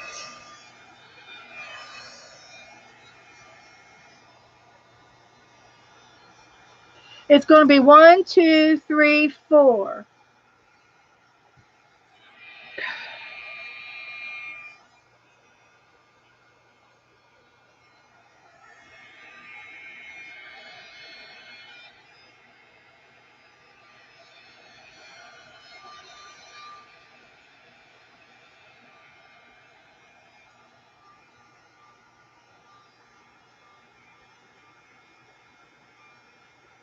Out your lids on.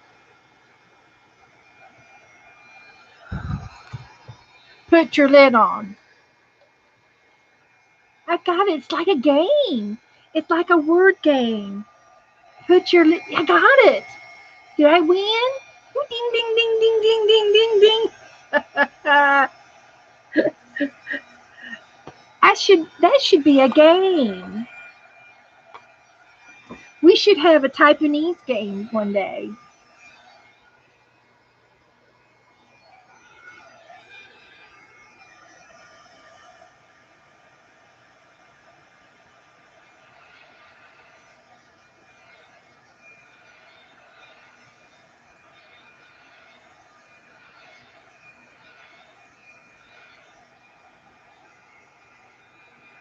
There's some thick stuff on here. I won't be able to dry it all. I'm not gonna be able to get it all dried. Okay.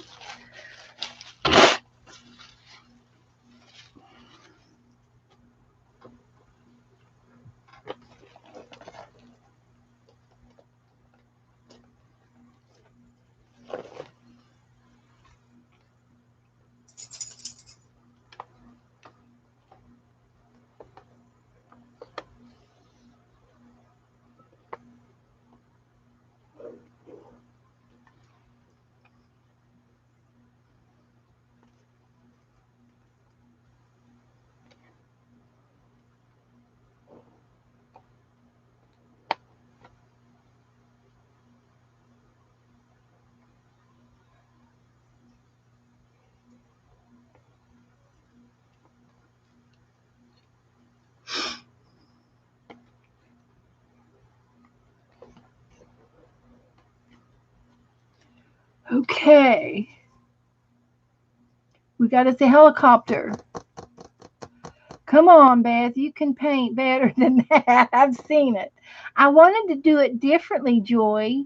I wanted to paint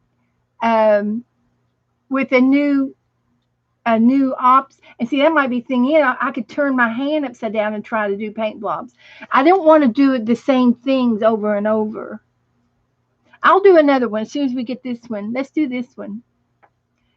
Uh, this is going to be 1, 2, 3, 4.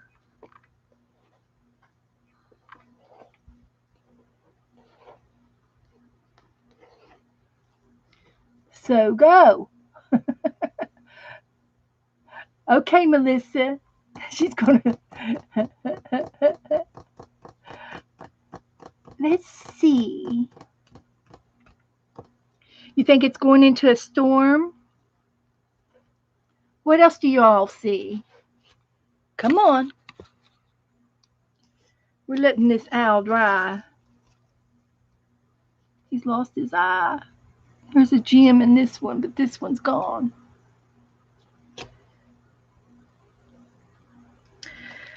Okay.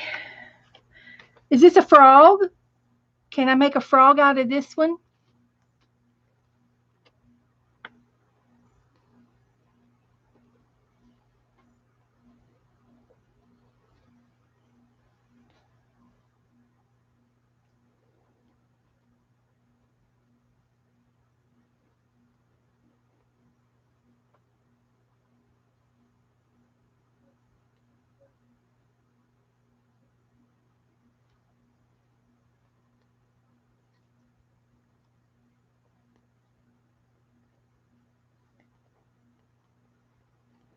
Here's a frog.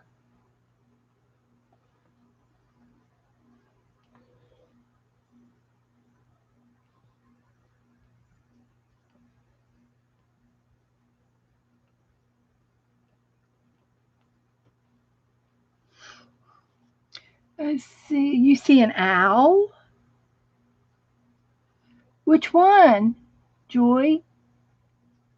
A dinosaur. Oh, okay. Well, I got a frog. But you're right. It could have been a dinosaur head. But I had his legs and everything. Let's see. What about the green guys? Yeah. Okay. The one on the right is an owl.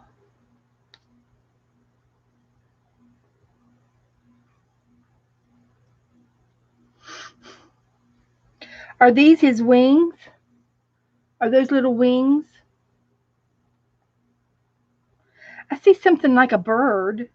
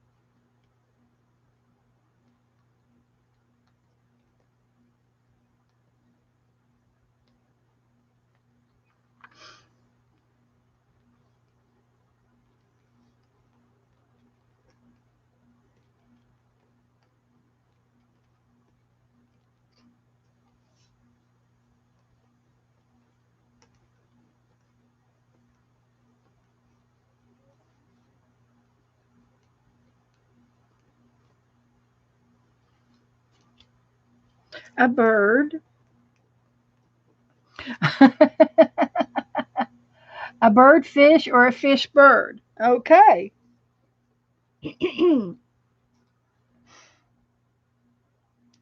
Let's see. Joy says, I'm talking about your owl.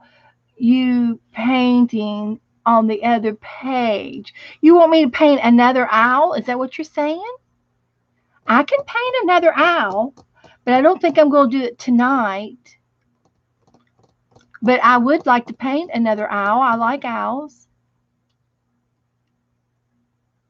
I am. I'm yawning all over the place here, Cheryl. Thank you. I'm going to leave in a few minutes, but we can at least try to. I'm going to at least try to make it to 10 o'clock. We're having a good time.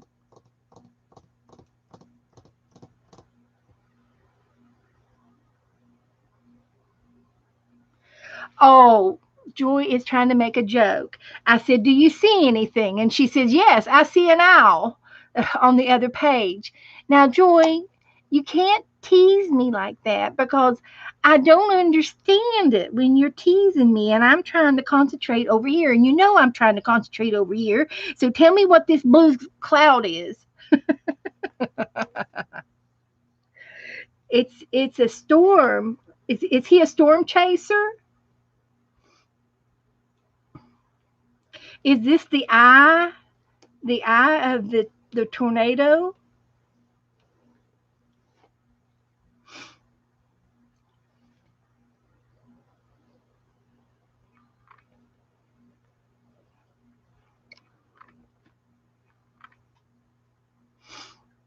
A storm.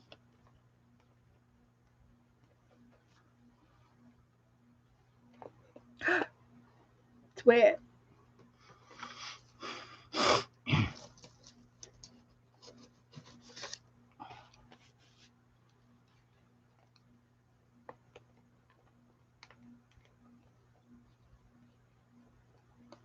All right, we got a helicopter. Okay, that's all I'm going to do for this page. Cheryl got your joke? That's okay. That's okay. No big deal. Now, I still have I finished? Yeah, I finished the end of the book. That was it. I am going to put this down because this has got wet paint on it too.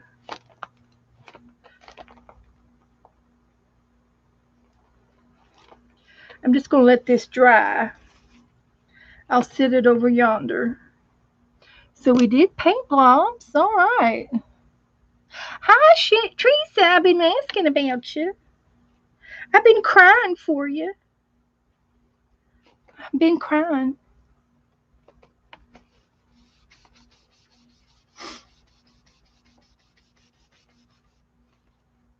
We've done all kinds of stuff tonight. Have you been watching?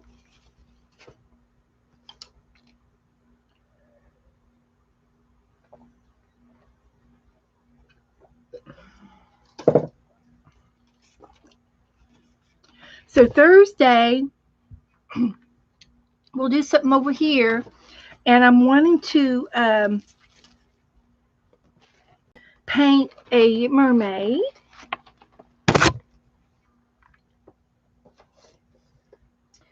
And did Joe give me back my phone? He did. And I want to do oh,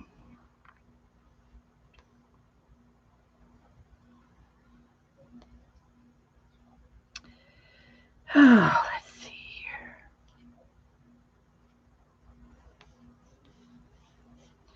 There's another mermaid, and it's over here. And I want to do a mermaid Thursday night. And I have to find it in my photos. It's this one. So we're going to paint her Thursday. And did you ignore or anything? How about everything? They're both ready to eat. So we'll do her Thursday. I do have some other mermaids. So you all may decide, and I can't see chat. Let's see. Let me get chat back up on my phone. So I do have a few other. Here's another sunset. That would be fun to make, to paint. That would be fun to paint because of the colors. Because of all the colors. There's yellow, and then you got pink, and then you got a plum, and then you got the purples, and then you got the blues, and then you got the teals, and a little bit of it in the water. And this is another one with just, I love the colors, to try to do the colors. That would be easy to do. It's got orange and yellow and red in the sky, and it's got blue and greens and purple in the water and the sun.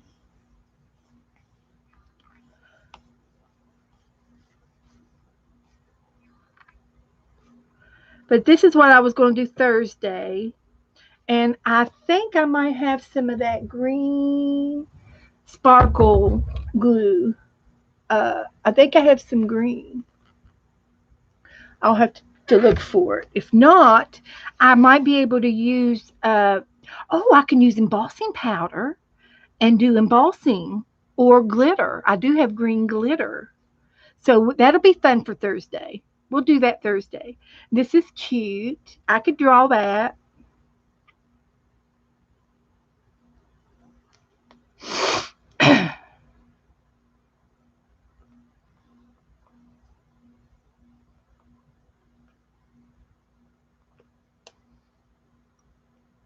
Okay. What Teresa say? She's exhausted. Angie's going to bed. I know. I'm going to quit here soon. I'm just looking at some pictures.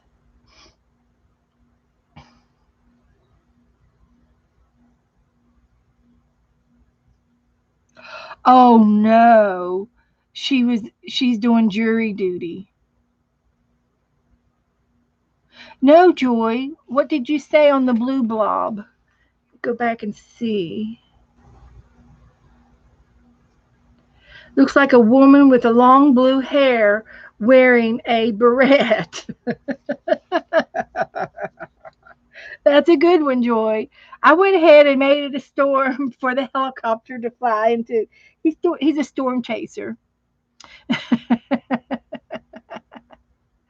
Cheryl said, "Post a picture in group, please, Bev." I will. Okay. And then this is just a tail of of of a mermaid. And here's another mermaid. It's kind of like painted on a board for the porch. And then here's another cute mermaid. And this is like a little figurine. And there's another tail. And that's it. The rest of them are of the group. Okay, so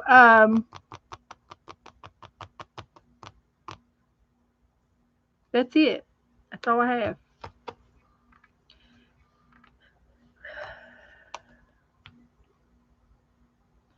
Okay.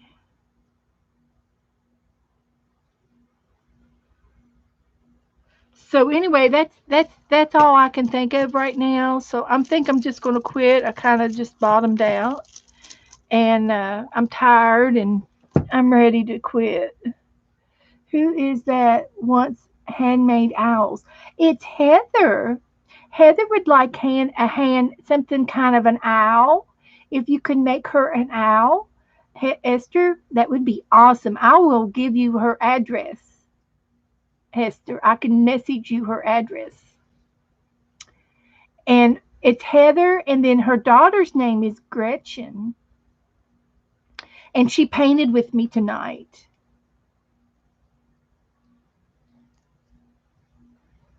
So, okay, guys. Um, I can't think of anything else. So we'll be back Thursday, and we'll paint a mermaid and I'll do some more paint blobs for you. Okay, Joy, I'll send it to you too. Okay, I'll do that. And does anybody else want to send Heather an owl? If you do, I will send you her address. It's in our group. It's in our group, but I can send it to you.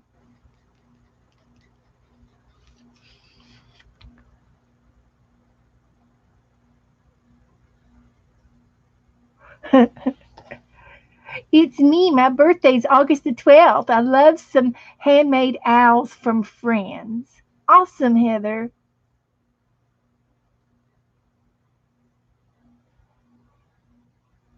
It is. It's in Beth's group. Her address is in my group. And I can send it to Esther and Joy too. Okay. So I'll be back Thursday, guys.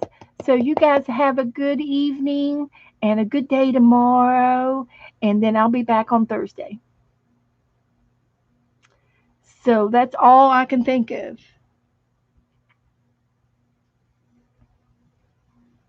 Okay, Joy. That'd be great. Okie dokie. Heather. Oh, yeah. It's Peterson, isn't it?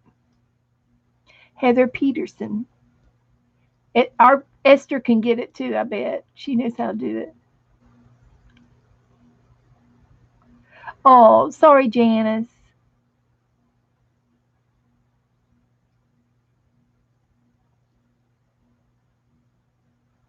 Um,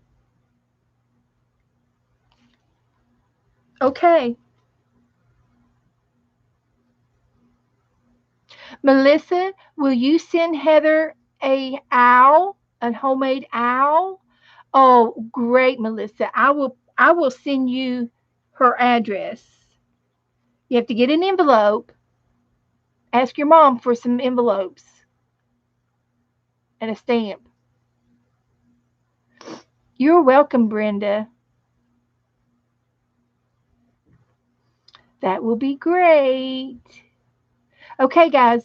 You guys have a good night, and I will see you in the chat after a while somewhere. Probably, if anybody's streaming tonight, I'll probably see you in the chat.